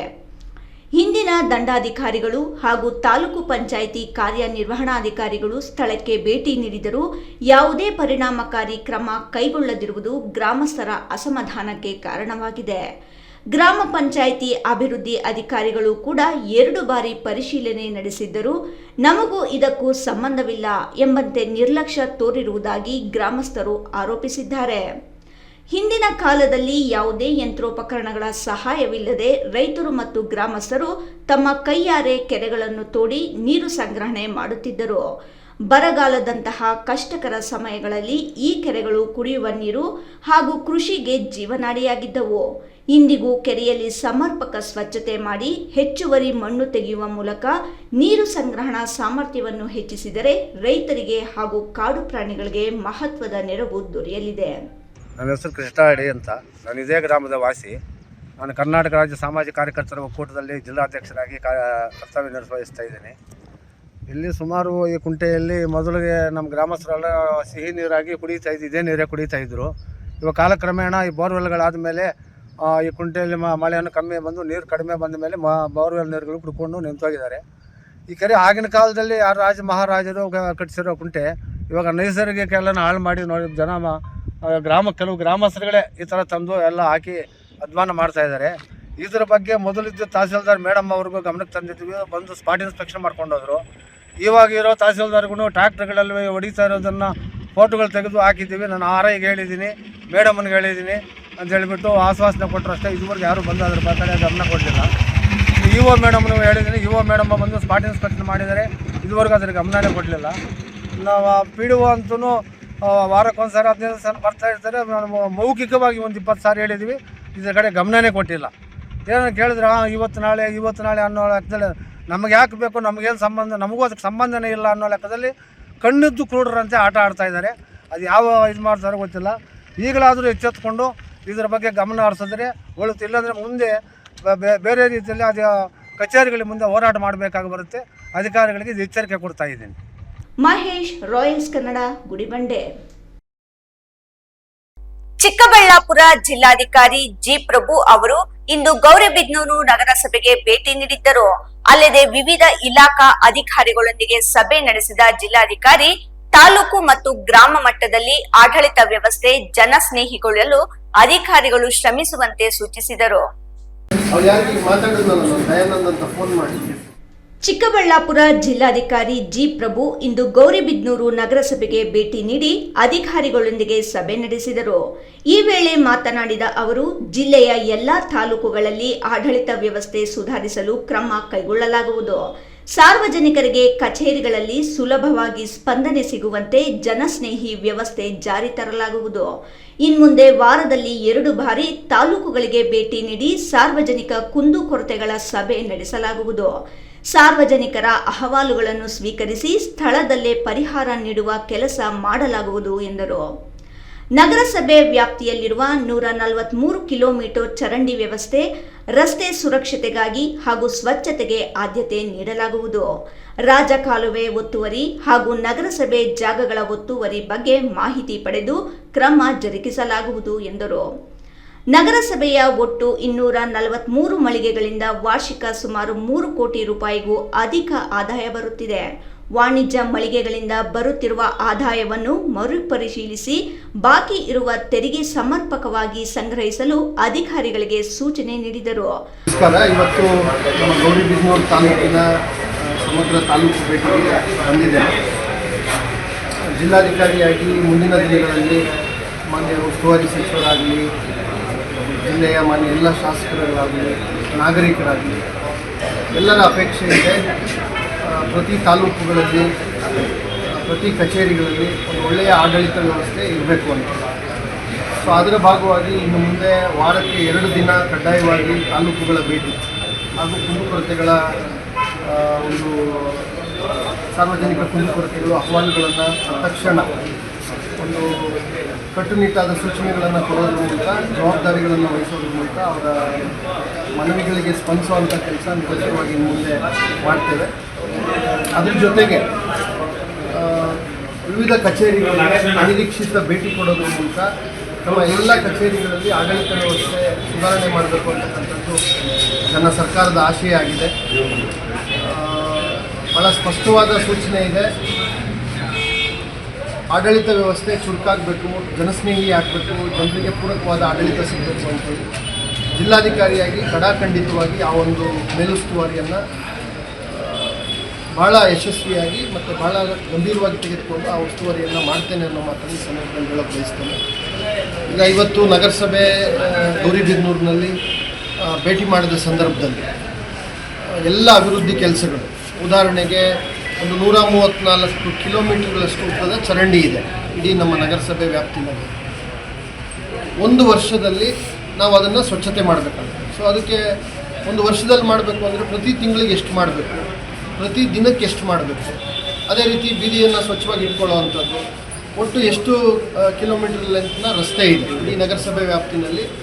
ಡಬಲ್ ರೋಡ್ ಇರೋದು ಎಷ್ಟು ಕಿಲೋಮೀಟ್ರ್ ಇದೆ, ಸಿಂಗಲ್ ರಸ್ತೆ ಇರೋದು ಎಷ್ಟು ಕಿಲೋಮೀಟ್ರ್ ಇದೆ, ಪ್ರಮುಖ ಮುಖ್ಯ ರಸ್ತೆಗಳು ಎಷ್ಟು ಕಿಲೋಮೀಟ್ರ್ ಇದೆ, ಕಮರ್ಷಿಯಲ್ ರಸ್ತೆಗಳು, ಒಳಗಡೆ ಲೇಔಟ್ಗಳಲ್ಲಿ ಇರ್ತಕ್ಕಂಥ ಬಡಾವಣೆಗಳಲ್ಲಿ ಇರ್ತಕ್ಕಂಥ ರಸ್ತೆ ಎಷ್ಟಿದೆ, ಕಚ್ಚಾ ರಸ್ತೆ ಎಷ್ಟು ಕಿಲೋಮೀಟ್ರ್ ಇದೆ, ಮಣ್ಣಿನ ರಸ್ತೆ, ಇವೆಲ್ಲ ನಿಖರವಾಗಿ ನಮ್ಮ ಹತ್ರ ಮಾಹಿತಿ ಇದ್ದಾಗ ಯಾವ ರಸ್ತೆಗಳಲ್ಲಿ ಎಷ್ಟು ಕಿಲೋಮೀಟರ್ ರಸ್ತೆಗಳನ್ನು ಒಂದು ದಿನಕ್ಕೆ, ಒಂದು ವಾರಕ್ಕೆ, ಒಂದು ತಿಂಗಳಿಗೆ ಮಾಡಬೇಕು ಅನ್ನೋದು ನಮ್ಗೆ ಕ್ಲಾರಿಟಿ ಬರುತ್ತೆ. ಅದೇ ರೀತಿ ಚರಂಡಿಗಳು, ರಾಜಕಾಲುವೆಗಳು, ಎಷ್ಟು ಕಿಲೋಮೀಟರ್ ರಾಜಕಾಲುವೆ ಇದೆ, ಅದನ್ನು ಎಷ್ಟು ಕಾಂಕ್ರೀಟ್ ಮಾಡ್ಕೊಂಡಿದ್ದೀವಿ, ಸುಸಜ್ಜಿತವಾಗಿ ಮಾಡ್ಕೊಂಡಿದ್ದೀವಿ, ಇನ್ನೂ ಎಷ್ಟು ಕಡೆ ಒತ್ತುವರಿ ಇದೆ, ಏನಾಗಬೇಕು, ಈ ಥರದ್ದೆಲ್ಲ ಮೂಲಭೂತ ಸೌಕರ್ಯಗಳು. ಸುಮಾರು 224 ಮಳಿಗೆಗಳು, 243 ಮಳಿಗೆಗಳು ನಮ್ಮ ನಗರಸಭೆಯಲ್ಲಿದೆ. ಆದ್ದರಿಂದ ನಮಗೆ ಹೆಚ್ಚು ಕಡಿಮೆ 3-3.5 ಕೋಟಿ ಆದಾಯ ಬರಬೇಕು ವರ್ಷಕ್ಕೆ. ಈ ಥರ ಆದಾಯಗಳು ಎಲ್ಲೆಲ್ಲಿ ಬರಬೇಕು ಇವೆಲ್ಲವನ್ನು ಕೂಡ ಸದೃಢಗೊಳಿಸ್ತೀವಿ. ಮತ್ತು ಏನು ವಾಣಿಜ್ಯ ಮಳಿಗೆಗಳಿದ್ದಾವೆ, ವಾಣಿಜ್ಯ ಅಂಗಡಿಗಳಿದ್ದಾವೆ, ಅವುಗಳೆಲ್ಲವನ್ನು ಕೂಡ ಮತ್ತೊಮ್ಮೆ ಪರಿಶೀಲನೆ ಮಾಡಿ ಸಮರ್ಪಕವಾಗಿ ತೆರಿಗೆ ಸಂಗ್ರಹಕ್ಕೂ ಕೂಡ ಒತ್ತನ್ನು ಕೊಡ್ತೀವಿ. ಇವೆಲ್ಲ ಆದರೆ ಜನರಿಗೆ ಮೌಲ್ಯಯುತವಾದಂಥ ಸೇವೆ ಕೊಡೋದಕ್ಕೆ, ಮೂಲಭೂತ ಸೌಕರ್ಯಗಳ ಅಭಿವೃದ್ಧಿಗೆ ಹೆಚ್ಚು ಇದಾಗುತ್ತೆ. ಇದೆಲ್ಲದರ ಜೊತೆಗೆ ಮುಂದಿನ ದಿನಗಳಲ್ಲಿ ಒಂದು ಸ್ವತ್ತು ಅಭಿಯಾನಕ್ಕೆ ಈಗಾಗಲೇ ಎಲ್ಲ ಪೂರ್ವ ಸಿದ್ಧತೆಗಳನ್ನು ಮಾಡಿಕೊಂಡಿದ್ದೀವಿ. 21,000 ಆಸ್ತಿಗಳು 6 ತಿಂಗಳ ಅವಧಿಯಲ್ಲಿ ಪೂರ್ಣ ಪ್ರಮಾಣದ ಖಾತೆಗಳನ್ನು ವಿತರಿಸುವ ಕಾರ್ಯವನ್ನು ಮುಗಿಸಲಾಗುವುದು ಎಂದರು. ಮಂಜುನಾಥ್, ರಾಯಲ್ಸ್ ಕನ್ನಡ, ಗೌರಿಬಿದನೂರು. ಇದೀಗ ಸಣ್ಣದೊಂದು ವಿರಾಮ. ವಿರಾಮದ ನಂತರ ರಾಯಲ್ಸ್ ಕನ್ನಡ ಪ್ರೈಮ್ ನ್ಯೂಸ್ ಮುಂದುವರಿಯುತ್ತದೆ. ಪ್ರಿಯ ವೀಕ್ಷಕರೇ, ಇವತ್ತು ನಮ್ಮ ದೈವಿ ಶಕ್ತಿ ಸಂಸ್ಥಾನದಿಂದ ಪ್ರತಿಷ್ಠಾಪಿಸಿ ಸಿದ್ಧಿ ಮಾಡಲಾಗಿರುವ ಕರುಂಗಲಿ ಮಾಲೆ ಮತ್ತು ಬ್ರಾಸ್ಲೈಟ್ ನಿಮಗಾಗಿ ತಲುಪಿಸಲಾಗುತ್ತಿದೆ. ನಮ್ಮ ಕರುಂಗಲಿ ಮಾಲೆಯನ್ನ ಭಾರತದ ಮಾಜಿ ಪ್ರಧಾನಮಂತ್ರಿಗಳಾದ ಇಂದಿರಾ ಗಾಂಧಿ ಅವರಿಂದ ಹಿಡಿದು ಈಗಿನ ಸ್ಟಾರ್ ನಟರಾದ ಧನುಷ್ ರವರು ಕೂಡ ಧರಿಸಿ ಅಷ್ಟೈಶ್ವರ್ಯಗಳನ್ನು ಪಡೆದಿದ್ದಾರೆ. 8mm ಸರ್ಟಿಫೈಡ್ ಕರುಂಗಲಿ ಮಾಲೆಯನ್ನ ಎಬೋನಿ ಮರದ ತುಂಡುಗಳಿಂದ ಡಾರ್ಕ್ ಬ್ರೌನ್ ಬಣ್ಣದಿಂದ ಚೆಕ್ ಮಾಡಬಹುದು. ದಿವ್ಯ ಶಕ್ತಿ ಕರುಂಗಲಿ ಮಾಲೆಯನ್ನ ಧರಿಸೋದ್ರಿಂದ ಅಥವಾ ಮನೆ ಮತ್ತು ಅಂಗಡಿಗಳಲ್ಲಿ ಪ್ರತಿಷ್ಠಾಪಿಸೋದ್ರಿಂದ ಸಾಲಬಾಧೆ, ಕಾಲಸರ್ಪ, ದೃಷ್ಟಿದೋಷ, ಮಕ್ಕಳ ವಿದ್ಯಾಭ್ಯಾಸ, ಅನಾರೋಗ್ಯ, ಮನೆಯಲ್ಲಿ ಅಶಾಂತಿ ಮುಂತಾದ ಸಾಕಷ್ಟು ಸಮಸ್ಯೆಗಳಿಂದ ಮುಕ್ತಿ ಮಾಡಿ ನೆಗೆಟಿವ್ ಎನರ್ಜಿಯನ್ನ ದೂರ ಮಾಡಿ ಮೆದುಳಿನ ನರತಂತುಗಳ ಮೇಲೆ ಪ್ರಭಾವ ಬೀರಿ ಅಗೋಚರ ಪ್ರಯೋಜನಗಳನ್ನು ಪಡೆಯಿರಿ. ಟಿವಿ ಸ್ಕ್ರೀನ್ ಮೇಲೆ ಕಾಣುವ ನಂಬರ್ಗೆ ಈಗಲೇ ಆರ್ಡರ್ ಮಾಡಿ. ವಿರಾಮದ ನಂತರ ರಾಯಲ್ಸ್ ಕನ್ನಡ ಪ್ರೈಮ್ ನ್ಯೂಸ್ಗೆ ಸ್ವಾಗತ. ಕರ್ನಾಟಕ ಕಟ್ಟಡ ಮತ್ತು ಇತರೆ ನಿರ್ಮಾಣ ಕಾರ್ಮಿಕರ ಕಲ್ಯಾಣ ಮಂಡಳಿ ನೋಂದಾಯಿತ ಕಾರ್ಮಿಕರಿಗೆ ಮದುವೆಗೆ ಅಥವಾ ಅವರ ಮಕ್ಕಳ ಮದುವೆಗೆ 20,000 ರು ಸಹಾಯಧನ ನೀಡಲು ಯೋಜನೆ ಜಾರಿ ಮಾಡಿದ್ದು, ಅಧಿಕಾರಿಗಳ ನಿರ್ಲಕ್ಷ್ಯದಿಂದ ಕಾರ್ಮಿಕರಿಗೆ ಆ ಯೋಜನೆ ಸೌಲಭ್ಯ ದೊರೆಯುತ್ತಿಲ್ಲ ಎಂಬುದು ಇಲ್ಲಿನ ಕಟ್ಟಡ ಕಾರ್ಮಿಕರ ಆರೋಪವಾಗಿದೆ. ಕಳವಾಣಿ ಮೇಡಮ್ಗೆ ಒಬ್ಬ ಕಾರ್ಮಿಕನಿಗೆ ಅನ್ಯಾಯ ಮಾಡಿದ್ದ ಕಳವಾಣಿ ಮೇಡಮ್ಗೆ ಸರಿಯಾಗಿ ಪರಿಶೀಲನೆ. ಕಟ್ಟಡ ಕಾರ್ಮಿಕರು ಚಿಂತಾಮಣಿ ನಗರದ ನಾರಪ್ಪಕುಂಟೆಯ ಬಳಿ ಇರುವ ಕಟ್ಟಡ ಕಾರ್ಮಿಕರ ನಿರೀಕ್ಷಕರ ಕಚೇರಿಗೆ ಗೆರವ್ ಹಾಕಿ ಪ್ರತಿಭಟನೆ ನಡೆಸಿದ್ದಲ್ಲದೆ ಕಾರ್ಮಿಕ ನಿರೀಕ್ಷಕ ಕಲಾವಣಿ ವಿರುದ್ಧ ಧಿಕ್ಕಾರ ಕೂಗುತ್ತಾ ಕಾರ್ಮಿಕರಿಗೆ ಸರ್ಕಾರದ ಸೌಲಭ್ಯಗಳ ಬಗ್ಗೆ ಸರಿಯಾದ ರೀತಿಯಲ್ಲಿ ಮಾಹಿತಿ ತಿಳಿಸದಿರುವ ಬಗ್ಗೆ ಆಕ್ರೋಶ ವ್ಯಕ್ತಪಡಿಸಿದರು. ಕಟ್ಟಡ ಕಾರ್ಮಿಕನಾದ ಗಂಗರಾಜು ಹಾಗೂ ನರಸಿಂಹಪ್ಪ ಎಂಬುವರು ಮಾತನಾಡಿ 2025 ಆಗಸ್ಟ್ 8ರಂದು ಶಿಡ್ಲಘಟ್ಟ ತಾಲೂಕಿನ ತಲಕಾಯಬೆಟ್ಟ ಗ್ರಾಮದ ಶ್ರೀ ವೆಂಕಟರಮಣ ಸ್ವಾಮಿ ದೇವಾಲಯದಲ್ಲಿ ಅನಿತಾ ಎಂಬುವರ ಮದುವೆ ನಡೆದಿದ್ದು, ಮದುವೆ ಸಹಾಯಧನ ಪಡೆಯಲು ಕಾರ್ಮಿಕ ಇಲಾಖೆಯಲ್ಲಿ ಅರ್ಜಿ ಸಲ್ಲಿಸಲಾಗಿದೆ. ಆದರೆ ಕಾರ್ಮಿಕ ಇಲಾಖೆ ನಿರೀಕ್ಷಕರು ಉದ್ದೇಶಪೂರ್ವಕವಾಗಿ ಅರ್ಜಿ ರದ್ದು ಮಾಡಿ ಕಟ್ಟಡ ಕಾರ್ಮಿಕರ ಕಾರ್ಡನ್ನು ರದ್ದುಪಡಿಸಿದ್ದಾರೆ. ಅಧಿಕಾರಿಗೆ ಲಂಚ ಕೊಡದೆ ಇರುವ ಕಾರಣಕ್ಕೆ ಈ ರೀತಿ ಮಾಡಿದ್ದಾರೆ ಎಂದು ಅವರು ಆರೋಪಿಸಿದರು. ಸುಮಾರು ವರ್ಷಗಳಿಂದ ಕಾರ್ಮಿಕ ನಿರೀಕ್ಷಕರ ಸರ್ಕಾರಿ ಸಮಯಕ್ಕೆ ಸರಿಯಾಗಿ ಕಚೇರಿಗೆ ಬರುವುದೇ ಇಲ್ಲ. ಸಾರ್ವಜನಿಕರು ಇದರ ಬಗ್ಗೆ ಪ್ರಶ್ನೆ ಮಾಡಿದರೆ ಉಡಾಫೆ ಉತ್ತರ ಕೊಡುತ್ತಾರೆ. ಕೂಡಲೇ ಇವರನ್ನು ಕೆಲಸದಿಂದ ಅಮಾನತು ಪಡಿಸದಿದ್ದರೆ ಮುಂದಿನ ದಿನಗಳಲ್ಲಿ ಕಟ್ಟಡ ಕಾರ್ಮಿಕರು ಸಚಿವ ಸಂತೋಷ್ ಲಾಡ್ ರವರಿಗೆ ಗರವ್ ಹಾಕಿ ಪ್ರತಿಭಟನೆ ಮಾಡುತ್ತೇವೆ ಎಂದು ಎಚ್ಚರಿಕೆ ನೀಡಿದರು. ಇವರು ಟೈಮ್ಗೆ 10:10ವರೆಗೆ ಆಫೀಸ್ ಓಪನಿಂಗ್ ಇರಬೇಕು. ಆಫೀಸ್ ಓಪನ್ ಇರುತ್ತೆ, ಅಧಿಕಾರಿ ಕೈಗೆ ಸಿಗೋದಿಲ್ಲ. ನೀವು ಎಷ್ಟು ಸರಿ ಬೇಕಾದರೂ ಚೆಕ್ ಮಾಡ್ಕೊಳ್ಳಿ. ಎಲ್ಲ ಕಾರ್ಮಿಕರನ್ನು ಕೇಳಿ, ಯಾವಾಗ ಬಂದರೂ ಎಲ್ಲೋ ಫೀಲ್ಡ್ ವರ್ಕ್ ಹೋಗಿದ್ದೀವಿ ಅಂತಾರೆ. ಎಲ್ಲಿ ಫೀಲ್ಡ್ ವರ್ಕ್ ಇರುತ್ತೋ ಯಾವತ್ತು ನಮ್ಮ ಕೈಗೆ ಸಿಗೋದು ಯಾವಾಗ? ನಾವಿಲ್ಲಿ ಬಂದರೆ ಮಾತಾಡೋಕ್ಕೆ ಚಾನ್ಸ್ ಇರಲ್ಲ. ಆ್ಯಕ್ಚುಲಿ ನಾವು ಅರ್ಜಿ ಹಾಕಿದಾಗ ಮನೆ ಬಳಿನೇ ಹೋಗಬೇಕು ಮಾಜರ್ಗೆ, ನಾವು ಕೆಲಸ ಮಾಡೋ ಸ್ಥಳದಲ್ಲಿ ಬಂದು ಕೇಳಬೇಕು. ಇವರು ಕೆಲಸ ಹತ್ರ ಬಂದು ಮಾಜರ್ ಮಾಡೋ ಸಾಕ್ಷ್ಯನೇ ಇಲ್ಲ ಇವ್ರ ಹತ್ರ. ಈಗ ಮಾಡ್ತಿರೋ ಬಿಲ್ಡಿಂಗ್ಗಳ ಹತ್ರ ನಾವು ಲೈವ್ ನೋಡಿಸ್ತೀವಿ ನಿಮಗೆ. ಈಗ ಬಿಲ್ಡಿಂಗ್ ಅಗ್ರಿಮೆಂಟ್ ಮಾಡ್ಕೊಂಡ್ರೆ ಅಗ್ರಿಮೆಂಟ್ ಸಮೇತ ನಮ್ಮ ಹತ್ರ ಇದೆ. ಇವ್ರು ಮೇಸ್ತ್ರಿ ಅನ್ನೋದಕ್ಕೆ ನಮ್ಮ ಹತ್ರ ಎಲ್ಲ ದಾಖಲೆಗಳು ಇದೆ. ಈಗ ಊರಲ್ಲಿ ಎಲ್ಲರನ್ನೂ ಕೇಳ್ಬೋದು ಇವ್ರು ಏನು ಕೆಲಸ ಮಾಡ್ತಾರೆ ಅಂತ. ಯಾರೋ ಒಬ್ಬರು ಹೇಳಿದ್ರು ಕುರಿಗಳು ಮೇಸೋರು ಅಂತ ಹೇಳ್ತಿದ್ದಾರೆ. ಅದಕ್ಕೆ ಪ್ರೂಫ್ ಇದೆಯಾ? ನಾವು ಗಾರೆ ಕೆಲಸ ಅಂತ ಹೇಳಿದ್ರೆ ನಾನು ಪ್ರೂಫ್ ಕೊಡ್ತೀನಿ. ಎಷ್ಟು ಬಿಲ್ಡಿಂಗ್ ಒಪ್ಪಂದ ಮಾಡ್ಕೊಂಡಿದ್ದಾರೆ ಅಂತ ನಮ್ಮ ಹತ್ರ ಸಾಕ್ಷಿ ಇದೆ. ಎಷ್ಟು ವರ್ಷಗಳಿಂದ ಮಾಡ್ತಿದ್ದೀವಿ ಅಂತ ಹೇಳ್ತಿದ್ದೀವಿ. ಈಗ ಅವ್ರು ಗಾರೆ ಕೆಲಸ ಮಾಡ್ತಿದ್ದಾರೆ. ಅದೇ ಬಿಲ್ಡಿಂಗಲ್ಲಿ ನಾನು ಎಲೆಕ್ಟ್ರಿಷಿಯನ್ ಆಗಿ ಮಾಡ್ತಿದ್ದೀನಿ. ಮತ್ತು ಇಲ್ಲೊಬ್ರು ಇದ್ದಾರೆ ನೋಡಿ, ಇವರು ಬಿಲ್ಡಿಂಗ್ ಮಾಡ್ತಿದ್ದಾರೆ, ಇವರು ಎಲೆಕ್ಟ್ರಿಷಿಯನ್ ಆಗಿ. ಮತ್ತು ನಮ್ಗನ ಸಾಕ್ಷಿ, ನಾವು ವರ್ಕರ್ನ ಕಂಡುಹಿಡಿಯೋದಕ್ಕೆ ನಿಮ್ಮ ಕೈಲಾಗುತ್ತಾ, ನಮ್ಮ ಕೈಲಾಗುತ್ತಾ? ಮತ್ತು ನಾವು ಕಾರ್ಮಿಕರು ಅನ್ನೋದಕ್ಕೆ ಯಾವ ರೀತಿ ಗುರುತಿಸ್ತೀರಾ ನೀವು? 6 ತಿಂಗಳಿಂದ ವರ್ಕರ್ ಆಗಿರೋನು ಈಗ ಯಾಕೆ ವರ್ಕರ್ ಆಗಿರೋದಿಲ್ಲ? ಈ ಕುರಿತು ದೂರವಾಣಿ ಮೂಲಕ ಇಲಾಖೆಯ ಜಿಲ್ಲಾ ಅಧಿಕಾರಿಗಳಿಗೆ ಸಂಪರ್ಕಿಸಿದಾಗ ಮದುವೆ ಸಹಾಯ ಧನಕ್ಕಾಗಿ ಚಿಂತಾಮಣಿ ತಾಲೂಕಿನ ಯಗವಕೋಟೆ ಗ್ರಾಮ ಪಂಚಾಯಿತಿ ವ್ಯಾಪ್ತಿಯ ನಾರಮಾಕನಹಳ್ಳಿ ಗ್ರಾಮದ ನರಸಿಂಹಪ್ಪ ಎಂಬುವರು ಮಗಳ ಮದುವೆಗೆ ಸಲ್ಲಿಸಿರುವ ಅರ್ಜಿ ಪರಿಶೀಲನೆ ಮಾಡಲು ಜಿಲ್ಲಾ ಮಟ್ಟದ ಅಧಿಕಾರಿಗಳನ್ನು ಸ್ಥಳ ಮಹಜರು ಮಾಡಲು ಕಳುಹಿಸಿಕೊಟ್ಟು ನಿಜವಾದ ಫಲಾನುಭವಿಗಳು ಆಗಿದ್ದರೆ ಸೌಲಭ್ಯ ದೊರಕಿಸಿಕೊಡುವ ಕೆಲಸ ಮಾಡುತ್ತೇವೆ ಎಂದರು. ಇಷ್ಟು ದಿನದಿಂದ ನಾನು ಕೆಲಸ ಮಾಡ್ತಾ ಇರೋದು 28 ವರ್ಷದಿಂದ ಕೆಲಸ ಮಾಡ್ತಾ ಇದ್ದೀನಿ. ನನ್ನ ಬಿಲ್ಡಿಂಗ್ ಹತ್ರ ಯಾರು ಬಂದೇ ಇಲ್ಲ ಅಧಿಕಾರಿ ಸ್ಪಾಟ್ ಇನ್ಸ್ಪೆಕ್ಷನ್ ಮಾಡಕ್ಕೆ. ಏನಕ್ಕೆ ಬಂದಿಲ್ಲ ಅವರು? ಏನಕ್ಕೆ ಬಂದೇ ಇಲ್ಲ ಅವರು. ಅರ್ಜಿ ಏನಕ್ಕೆ ಹಾಕಿದ್ರಿ ನೀವು? ನಾವು ಮದುವೆ ಸಹಾಯಧನಕ್ಕೆ ಹಾಕಿದ್ದೀನಿ. ನನ್ನ ಯಾರು ಮದುವೆ? ನಮ್ಮ ಹುಡುಗದು ಮಗುದು ಹಾಕಿದ್ದೀನಿ. ಇಲ್ಲಿ ಬಂದರೆ ನನ್ನ ಕಾರ್ಡೇ ರಿಜೆಕ್ಟ್ ಮಾಡೋರೆ. ನನ್ನ ಲೇಬರ್ ಕಾರ್ಡೇ ರಿಜೆಕ್ಟ್ ಮಾಡೋರು ಅವರು. ರಿಜೆಕ್ಟ್ ಆಗಿರೋದು ಯಾವಾಗ ಕಾರ್ಡು? ಸರ್ 3-4 ದಿನ ಆಯಿತು. ಅರ್ಜಿ ಹಾಕಿದ್ದು ಮದುವೆ ಇದಕ್ಕೆ ಯಾವಾಗ? ಅರ್ಜಿ ಹಾಕಿರೋದು 3 ತಿಂಗಳಾಯಿತು. 3 ತಿಂಗಳಿಂದ ನಾನು ಓಡಾಡ್ತಾ ಇದ್ದೀನಿ, ಕೆಲಸ ಮಾಡ್ತಾನೆ ಇದ್ದೀನಿ. ಇಲ್ಲಿ ಬಂದು ಕೇಳಿದ್ರೆ ಯಾರನ್ನೂ ಕೇಳಕ್ಕೆ ಹೋಗಬೇಡಪ್ಪ, ನನ್ನ ಕೈಲಿಲ್ಲ, ಹಾಕಿದ್ದೀನಿ ಹೋಗು ಅಂತ ಹೇಳ್ತಾರೆ. ಮದುವೆ ಆಗಿರ್ತಕ್ಕಂಥದ್ದು ಯಾವಾಗ? ಮದುವೆ ಆಗಿರೋದು 8/8. ಇಮ್ರಾನ್ ಖಾನ್, ರಾಯಲ್ಸ್ ಕನ್ನಡ, ಚಿಂತಾಮಣಿ. ಒಬ್ಬ ಕಾರ್ಮಿಕನಿಗೆ ಅನ್ಯಾಯ ಮಾಡಿದ್ದ ಕಳವಾಣಿ ಮೇಡಮ್ಗೆ. ಯುಪಿಎಸ್ಸಿ ಪರೀಕ್ಷೆಯಲ್ಲಿ 462ನೇ ರ್ಯಾಂಕ್ ಪಡೆದು ರಾಜ್ಯದಲ್ಲೇ 7ನೇ ರ್ಯಾಂಕ್ ಪಡೆದ ಎಎಸ್ಐ ಆರ್ ಪ್ರಕಾಶ್ ಮತ್ತು ಪ್ರೇಮಾ ದಂಪತಿಗಳ ಪುತ್ರ ಡಾಕ್ಟರ್ ಪಿ ವರುಣ್ ಗೌಡ ಅವರನ್ನು ಪೊಲೀಸ್ ಉಪಭಾಗದ ಕಚೇರಿಯಲ್ಲಿ ಆತ್ಮೀಯವಾಗಿ ಸನ್ಮಾನಿಸಲಾಯಿತು.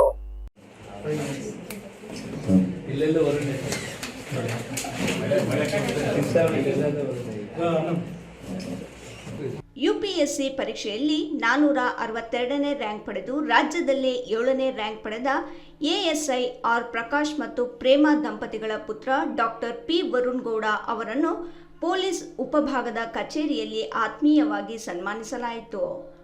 ಐಪಿಎಸ್ಸಿಗೆ ಆಯ್ಕೆಯಾಗಿರುವ ಡಾಕ್ಟರ್ ಪಿ ವರುಣ್ ಗೌಡಗೆ ಪೊಲೀಸರು ಸನ್ಮಾನಿಸಿದ ನಂತರ ಮಾತನಾಡಿದ ಡಿವೈಎಸ್ಪಿ ಪಿ ಮುರಳೀಧರ್, ಸಾಧಿಸುವ ಛಲವೊಂದಿದ್ದರೆ ಎಂತಹ ಗುರಿಯನ್ನಾದರೂ ತಲುಪಬಹುದು ಎಂಬುದಕ್ಕೆ ಈ ಯುವಕನೇ ಸಾಕ್ಷಿ. ನಮ್ಮದೇ ಇಲಾಖೆಯ ಎಎಸ್ಐ ಮಗ ಇಂದು ನಾಗರಿಕ ಸೇವೆ ಪರೀಕ್ಷೆಯಲ್ಲಿ ಉತ್ತೀರ್ಣನಾಗಿ ದೇಶದ ಪ್ರತಿಷ್ಠಿತ ಐಪಿಎಸ್ ಅಧಿಕಾರಿಯಾಗಿ ಆಯ್ಕೆಯಾಗಿರುವುದು ಇಡೀ ಪೊಲೀಸ್ ಇಲಾಖೆಯ ಹೆಮ್ಮೆ ಪಡುವ ವಿಷಯ ಎಂದು ಸಂತಸ ವ್ಯಕ್ತಪಡಿಸಿದರು.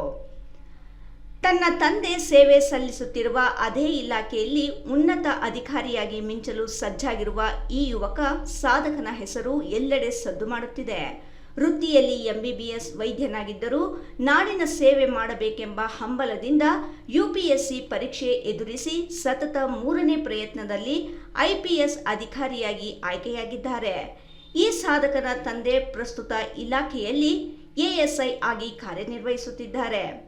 ಸುಮಾರು 28 ವರ್ಷಗಳ ಹಿಂದೆ ಅಂದಿನ ಡಿವೈಎಸ್ಪಿ ರಮೇಶ್ ಅವರು ಪೊಲೀಸ್ ಸಿಬ್ಬಂದಿಯ ಮಕ್ಕಳನ್ನು ಸನ್ಮಾನಿಸಿ ಪೋಷಕರ ಜೊತೆ ಮಾತನಾಡಿದ್ದ ಆ ಒಂದು ಕ್ಷಣ ಈ ತಂದೆಯ ಮನಸ್ಸಿನಲ್ಲಿ ಅಚ್ಚೊತ್ತಿತ್ತು.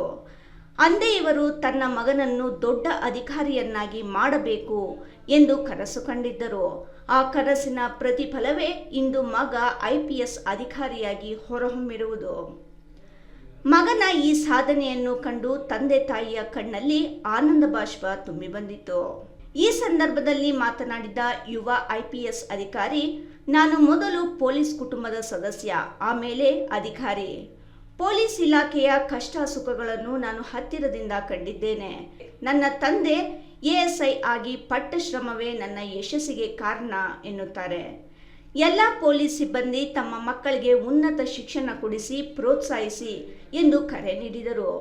ಈ ಸಂದರ್ಭದಲ್ಲಿ ಚಿಂತಾಮಣಿ ಗ್ರಾಮಾಂತರ inspector Shivaraj, Shidlaghatta inspector S Anand, Kencharlahalli Narayanaswamy, ನಗರ ಠಾಣಾ ಸಬ್ ಇನ್ಸ್ಪೆಕ್ಟರ್ ರಮೇಶ್ ಹಾಗೂ ಪ್ರಕಾಶ್ ಉಪಸ್ಥಿತರಿದ್ದರು.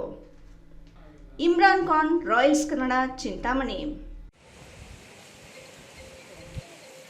ರಾಜ್ಯ ಸರ್ಕಾರ ಒಳ ಮೀಸಲಾತಿ ಜಾರಿಗೊಳಿಸಿದ ನಂತರವೇ ಸರ್ಕಾರಿ ಹುದ್ದೆಗಳನ್ನು ಭರ್ತಿ ಮಾಡಬೇಕು ಎಂದು ಒತ್ತಾಯಿಸಿ ಆಲ್ ಇಂಡಿಯಾ ಬಹುಜನ ಸಮಾಜ ಪಕ್ಷದಿಂದ ಮಾರ್ಚ್ 12ರಂದು ಬೆಂಗಳೂರಿನ ಫ್ರೀಡಂ ಪಾರ್ಕ್ನಲ್ಲಿ ಪ್ರತಿಭಟನೆ ಹಮ್ಮಿಕೊಳ್ಳಲಾಗಿದೆ ಎಂದು ಪಕ್ಷದ ಮುಖಂಡರು ಸುದ್ದಿಗೋಷ್ಠಿಯಲ್ಲಿ ಹೇಳಿದರು. ಬಹುಜನ ಪಕ್ಷದ ರಾಜ್ಯ ಕಾರ್ಯದರ್ಶಿ ಕವಾಲಿ ವೆಂಕಟರಮಣಪ್ಪ ಮತ್ತು ಜಿಲ್ಲಾಧ್ಯಕ್ಷ ಕೊಡಿಗಲ್ ರಮೇಶ್ ಚಿಂತಾಮಣಿಯಲ್ಲಿ ಇಂದು ನಡೆದ ಸುದ್ದಿಗೋಷ್ಠಿಯಲ್ಲಿ ಮಾತನಾಡಿ, ಪರಿಶಿಷ್ಟ ಜಾತಿಯಲ್ಲಿ ಒಳ ಮೀಸಲಾತಿ ಜಾರಿಗೊಳಿಸಬೇಕು ಎಂದು ಒತ್ತಾಯಿಸಿ ಸುಮಾರು ವರ್ಷಗಳಿಂದ ಹೋರಾಟ ಮಾಡಲಾಗುತ್ತಿದೆ. ಒಳ ಮೀಸಲಾತಿಯನ್ನು ಜಾರಿಗೊಳಿಸುವ ಪ್ರಣಾಳಿಕೆಯಿಂದ ಅಧಿಕಾರಕ್ಕೆ ಬಂದ ಸಿದ್ದರಾಮಯ್ಯ ಎಡ ಬಲ ಜಾತಿಗಳ ನಡುವೆ ತಂತ್ರ ಕುತಂತ್ರ ಮಾಡಿ ವಂಚಿಸುತ್ತಿದ್ದಾರೆ. ಸಾಮಾಜಿಕ ಸಮಾನತೆಯ ಹರಿಕಾರ ಎಂದು ಹೇಳಿಕೊಳ್ಳುತ್ತಲೇ ಕುತಂತ್ರಗಳನ್ನು ಮಾಡಿ ಬಲಗೈ ಪರವಾಗಿ ಗುರುತಿಸಿಕೊಂಡು ಮಾದಿಗರಿಗೆ ಅನ್ಯಾಯ ಮಾಡುತ್ತಿದ್ದಾರೆ ಎಂದು ಆರೋಪಿಸಿದರು. ಸಿದ್ದರಾಮಯ್ಯನವರು ತಂತ್ರ ಕುತಂತ್ರಗಳನ್ನು ತ್ಯಜಿಸಿ ಅನ್ಯಾಯಕ್ಕೆ ವಂಚಿತರಾಗಿ ಅನ್ಯಾಯಕ್ಕೆ ಒಳಗಾಗಿರುವ ಮಾದಿಗರ ಪರವಾಗಿ ಒಳ ಮೀಸಲಾತಿಯನ್ನು ಜಾರಿಗೊಳಿಸಬೇಕು. ಜಾರಿಗೊಳಿಸದಿದ್ದರೆ ಮುಂದಿನ ದಿನಗಳಲ್ಲಿ ಕಾಂಗ್ರೆಸ್ ಅನ್ನು ಸೋಲಿಸಲು ಕೆಲಸ ಮಾಡಲಾಗುವುದು. 12ರಂದು ನಡೆಯುವ ಬೆಂಗಳೂರು ಚಲೋ ಕಾರ್ಯಕ್ರಮಕ್ಕೆ ಜಿಲ್ಲೆಯಿಂದ ಹೆಚ್ಚಿನ ಸಂಖ್ಯೆಯಲ್ಲಿ ಭಾಗವಹಿಸುತ್ತೇವೆ ಎಂದರು. ಜಿಲ್ಲಾ ಉಪಾಧ್ಯಕ್ಷ ನಾರಾಯಣಸ್ವಾಮಿ ಮಾತನಾಡಿ, ಪರಿಶಿಷ್ಟ ಜಾತಿಯ ಮೀಸಲಾತಿಯಲ್ಲಿ ಒಳ ಮೀಸಲಾತಿಯನ್ನು ಒದಗಿಸಬಹುದು ಎಂದು ಸುಪ್ರೀಂ ಕೋರ್ಟ್ ತೀರ್ಪು ನೀಡಿದೆ. ಆದರೆ ಸಿದ್ದರಾಮಯ್ಯ ಮಾದಿಗರಿಗೆ ಅನ್ಯಾಯ ಮಾಡುತ್ತಿದ್ದಾರೆ. ಹಳೆಯ ಮೀಸಲಾತಿಯಲ್ಲಿ ಉದ್ಯೋಗಗಳನ್ನು ಭರ್ತಿ ಮಾಡಬಹುದು ಎಂಬ ಹೈಕೋರ್ಟ್ ತೀರ್ಪಿನಂತೆ 56,432 ಉದ್ಯೋಗಗಳ ಭರ್ತಿಗೆ ಸರ್ಕಾರದಿಂದ ಡಿಪಿಎಎಂ ಅಧಿಸೂಚನೆ ಹೊರಡಿಸಲಾಗಿದೆ. ಕೂಡಲೇ ಅದಕ್ಕೆ ಒಳ ಮೀಸಲಾತಿಯನ್ನು ಅನ್ವಯಿಸಬೇಕು, ಇಲ್ಲದಿದ್ದರೆ ಯಾವುದೇ ಉದ್ಯೋಗಗಳನ್ನು ಭರ್ತಿ ಮಾಡಬಾರದು ಎಂದರು. ಜಾರಿಯಾದ ಮೇಲೆ ಇದುವರೆಗೆ 75 ವರ್ಷಗಳಾಯಿತು. ಇವತ್ತುವರೆಗೂ ಸಹಿತ ಒಳ ಮೀಸಲಾತಿ ಇದೆ, ಬಟ್ ಒಳ ಮೀಸಲಾತಿ ಇಲ್ಲ. ಇವತ್ತು 101 ಜಾತಿಗಳಿಗೂ ಸಮಾನವಾಗಿ ಹಂಚಿಕೆ ಮಾಡಬೇಕು ಅಂತಕ್ಕಂಥದ್ದನ್ನು ಸುಮಾರು ವರ್ಷಗಳಿಂದ ಒತ್ತಾಯ ಮಾಡ್ತಾಯಿದ್ವಿ. ಆದರೆ ನಮ್ಮ ಸಾಮಾಜಿಕ ನ್ಯಾಯದ ಅಧಿಕಾರರಾಗಿರ್ತಕ್ಕಂಥ ನಮ್ಮ ಮಾನ್ಯ ಮುಖ್ಯಮಂತ್ರಿಯಾಗಿರ್ತಕ್ಕಂಥ ಸಿದ್ದರಾಮಯ್ಯನವರು ಹೇಳ್ತಾ ಇದ್ದಾರೆ, ನಾನು ಬಡವರ ಪರ, ಶೋಷಿತರ ಪರ, ನಾನು ಸಾಮಾಜಿಕ ಸಮಾನತೆಗಾಗಿ ನಾನು ನಿಮ್ಮ ಪರವಾಗಿದ್ದೀನಿ ಅಂತ ಹೇಳ್ತಾ ನಮ್ಮ ಓಟುಗಳಿಂದ ಅಧಿಕಾರ ಪಡೆದಂಥ ಸಿದ್ದರಾಮಯ್ಯನವರು ಇವತ್ತು ನಮ್ಮನ್ನು ಒಳ ಮೀಸಲಾತಿ ಅಂದರೆ ಇರ್ತಕ್ಕಂಥ ಎಡಗೈ ಬಲಗೈ ಮಧ್ಯೆ ಅವರು ಕುತಂತ್ರಗಳು ಮಾಡಿ ಇವತ್ತು ಬಲಗೈ ಪರವಾಗಿರ್ತಕ್ಕಂಥದ್ದು ನಮಗೆ ಕಾಣಿಸ್ತಾ ಇದೆ. ಏಕೆಂದರೆ ನಾವು ಸುಮಾರು ವರ್ಷಗಳಿಂದ ಈ ಅನ್ಯಾಯಕ್ಕೆ ತುತ್ತಾಗಿದ್ದೀವಿ, ಮೀಸಲಾತಿಯಿಂದ ವಂಚಿತರಾಗಿದ್ದೀವಿ. ಸುಮಾರು ಜನ ವಿದ್ಯಾವಂತರು, ಲಕ್ಷಾಂತರ ಜನ ಇವತ್ತು 1,73,000 ಉದ್ಯೋಗಗಳು ಖಾಲಿ ಇದ್ದಾವೆ. ಆದರೆ ಸರ್ಕಾರ ತುಂಬದರಲ್ಲಿ ಮೀನಾಮೇಷ ಎಣಿಸ್ತಾ ಇದೆ. ಇದಕ್ಕೆ ಯಾರು ಒತ್ತಡನೋ ಗೊತ್ತಾಗ್ತಾ ಇಲ್ಲ, ಮತ್ತು ಗೊತ್ತಾಗ್ತಾ ಇದೆ ಯಾರು ಇದರಿಂದ ಕೈ ಕೆಲಸ ಮಾಡ್ತಾ ಇದ್ದಾರೆ ಅಂತ. ಇದು ಎಲ್ರಿಗೂ ಅರ್ಥ ಆಗ್ತಾ ಇದೆ. ಆದ್ದರಿಂದ ಇದು ಕೊನೆಯದಾಗಿ ನಾವು ಈ ಹಕ್ಕುಗಳನ್ನು ನಾವು ಸಾಬೀತು ಮಾಡಿಕೊಳ್ಳ ಅಂದಾಗ ನಾವೆಲ್ಲ ಇಲ್ಲಿ ಪಕ್ಷಭೇದ ಮತ್ತು ಎಲ್ಲರೂ ಒಂದಾಗಿ ಬೆಂಗಳೂರು ಚಲೋ ಕಾರ್ಯಕ್ರಮಕ್ಕೆ ನಾವೆಲ್ಲ ಸಜ್ಜಾಗ್ತಾ ಇದ್ವಿ. ಅದಕ್ಕೆ ಸಜ್ಜಾಗಿ ನಮಗೇನಾದರೂ ಒಳ ಮೀಸಲಾತಿ 12ನೇ ತಾರೀಕು ಒಳಗಡೆ ಜಾರಿ ಮಾಡಲಿಲ್ಲ ಅಂದರೆ ಮುಂದಿನ ದಿನಗಳಲ್ಲಿ ಕಾಂಗ್ರೆಸ್ಸನ್ನು ಸೋಲಿಸ್ತಕ್ಕಂಥ ಈ ಸಮುದಾಯದವರು ಬಿಡೋದಿಲ್ಲ ಅಂತಕ್ಕಂಥ ಎಚ್ಚರಿಕೆಯನ್ನು ಹೇಳ್ತಾ, ಮತ್ತು ಸಿದ್ದರಾಮಯ್ಯರಿಗೆ ಇನ್ನೊಂದು ಚಾಲೆಂಜ್ ಹೇಳ್ತಾ ಇದ್ವಿ. ಸಿದ್ದರಾಮಯ್ಯನವರೇ, ಇದನ್ನ ಬಿಟ್ಬಿಡಿ, ಈ ಕುತಂತ್ರಗಳು ತಂತ್ರಗಳು ಕೊಟ್ಬಿಟ್ಟು ಮೊದಲು ಒಳ ಮೀಸಲಾತಿಯನ್ನು ಜಾರಿ ಮಾಡಿ. ಇಮ್ರಾನ್ ಖಾನ್, ರಾಯಲ್ಸ್ ಕನ್ನಡ, ಚಿಂತಾಮಣಿ. ಜಾರಿ ಮಾಡಿ, ಒಳ ಮೀಸಲಾತಿ ಜಾರಿ ಮಾಡಿ. ದೇವನಹಳ್ಳಿಯಲ್ಲಿ ಸುಸಜ್ಜಿತ ಕಾಂಗ್ರೆಸ್ ಭವನ ಇಲ್ಲದಿರುವ ಕಾರಣ ನಿವೇಶನ ಗುರುತಿಸಿ ಸರ್ಕಾರಕ್ಕೆ ಅನುದಾನ ಬಿಡುಗಡೆಗೆ ಮನವಿ ಮಾಡಲಾಗಿತ್ತು ಎಂದು ಬೈಯಪ್ಪ ನಿರ್ದೇಶಕ ಸಿ ಪ್ರಸನ್ನಕುಮಾರ್ ಹೇಳಿದರು.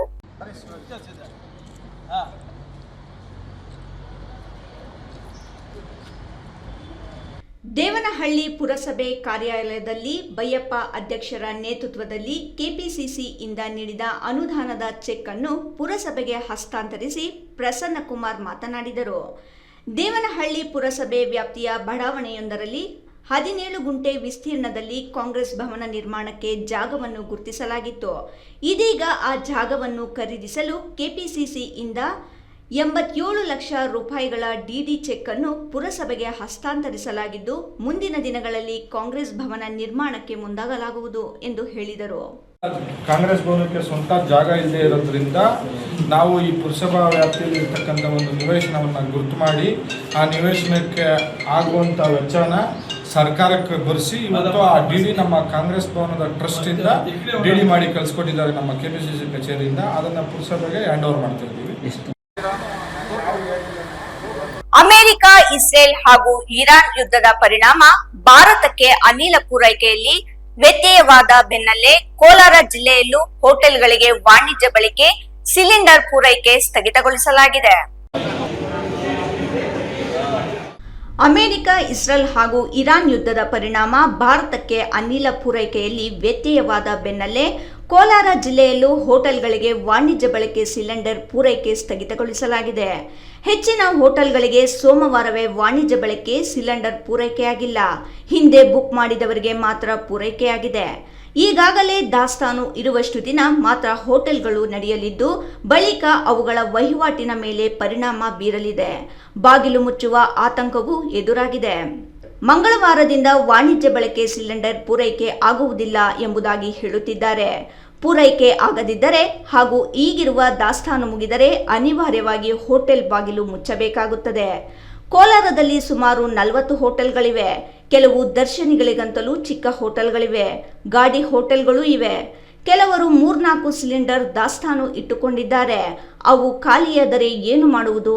ಇನ್ನು ಕೆಲ ಹೋಟೆಲ್ಗಳಲ್ಲಿ ಸೌದೆ ಒಲೆಯಲ್ಲಿ ತಿನಿಸು ಮಾಡುತ್ತಾರೆ. ಅವರಿಗೆ ಸಮಸ್ಯೆಯಾಗದು.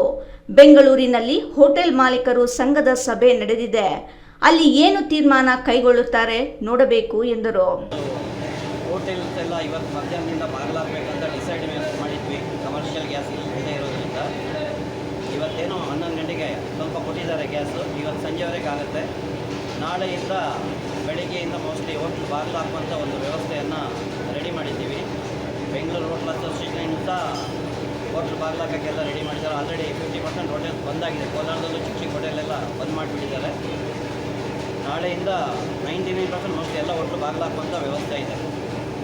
ಬಿಸಿಯನ್ನು ಇಟ್ಕೊಳ್ಳಲ್ಲ. ಪ್ರತಿ ದಿವಸ ಬೆಳಗ್ಗೆ ಬರುತ್ತೆ 9-10 ಗಂಟೆಗೆ. ಆವತ್ತಿಂದ ಅವತ್ತು ಗ್ಯಾಸ್ ಬರುತ್ತೆ, ಡೈಲಿ ನಾವು ಅದನ್ನು ಖಾಲಿ ಮಾಡ್ಕೊತೀವಿ. 2-3 ಗ್ಯಾಸ್ ಡೈಲಿ ಬರುತ್ತೆ, ಅದನ್ನು ಖಾಲಿ ಮಾಡಿ ಬೆಳಗ್ಗೆ ಮತ್ತೆ ಬರುತ್ತೆ, ಬೆಳಿಗ್ಗೆ ಹಾಕ್ತೀವಿ. ಇವತ್ತು ಬಂದರೆ ನಾಳೆಗಿರುತ್ತೆ, ನಾಳೆ ಬೆಳಗ್ಗೆವರೆಗೆ. ನಾಳೆ ಬೆಳಗ್ಗೆ ಬಂದಿಲ್ಲಂದರೆ ಒಟ್ಟು ಕ್ಲೋಸ್ ಆಗುತ್ತೆ. ಅಂಚೆ ವಿಜಯ್, ರಾಯಲ್ಸ್ ಕನ್ನಡ, ಕೋಲಾರ. ಮುಂದಿದ್ದ ವಾಹನವನ್ನು ಹಿಂದಿಕ್ಕುವ ಭರದಲ್ಲಿ ನಿಯಂತ್ರಣ ತಪ್ಪಿದ ಸರಕು ಸಾಗಣೆಯ ಟೆಂಪೋ ವಿದ್ಯುತ್ ಪ್ರಸರಣ ಕೇಂದ್ರಕ್ಕೆ ಡಿಕ್ಕಿ ಹೊಡೆದಿದೆ. ಅದೃಷ್ಟವಶಾತ್ ಭಾರೀ ಅನಾಹುತವೇ ತಪ್ಪಿದೆ.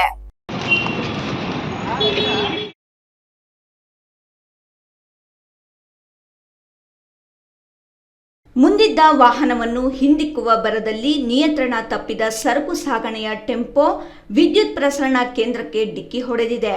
ಅದೃಷ್ಟವಶಾತ್ ಭಾರೀ ಅನಾಹುತವೇ ತಪ್ಪಿದೆ. ದೊಡ್ಡಬಳ್ಳಾಪುರ ನಗರದ ಪ್ರವಾಸಿ ಮಂದಿರದ ಬಳಿಯ ವಿದ್ಯುತ್ ಪ್ರಸರಣ ಘಟಕದ ಬಳಿ ಘಟನೆ ನಡೆದಿದೆ. ವಾಹನವನ್ನು ಹಿಂದಿಕ್ಕುವ ವೇಳೆ ಅತಿ ವೇಗದಲ್ಲಿದ್ದ ಟೆಂಪೋ ಚಾಲಕ ನಿಯಂತ್ರಣ ಕಳೆದುಕೊಂಡು ರಸ್ತೆ ಪಕ್ಕದ ವಿದ್ಯುತ್ ಪ್ರಸರಣ ಕೇಂದ್ರಕ್ಕೆ ಡಿಕ್ಕಿ ಹೊಡೆದಿದೆ. ಫುಟ್ಪಾತ್ಗೆ ಗುದ್ದಿದ ಟೆಂಪೋ ವಿದ್ಯುತ್ ಪ್ರಸರಣ ಕೇಂದ್ರದ ತಂತಿ ಬೇಲಿಗೆ ಗುದ್ದಿದೆ. ತಂತಿ ಬೇಲಿಗೂ ಹಾನಿಯಾಗಿದೆ. ಬೈಕ್ ಸವಾರನಿಗೂ ಗಾಯವಾಗಿದೆ. ಟ್ರಾನ್ಸ್ಫಾರ್ಮರ್ನಿಂದ ಬೆಂಕಿ ಹೊತ್ತಿಕೊಂಡಿದ್ದು ಭಾರೀ ಅನಾಹುತವೇ ಸಂಭವಿಸುತ್ತಿತ್ತು. ಅದೃಷ್ಟವಶಾತ್ ಯಾವುದೇ ಪ್ರಾಣಹಾನಿ ಸಂಭವಿಸಿಲ್ಲ. ದೊಡ್ಡಬಳ್ಳಾಪುರ ನಗರ ಪೊಲೀಸ್ ಠಾಣಾ ವ್ಯಾಪ್ತಿಯಲ್ಲಿ ಪ್ರಕರಣ ನಡೆದಿದೆ.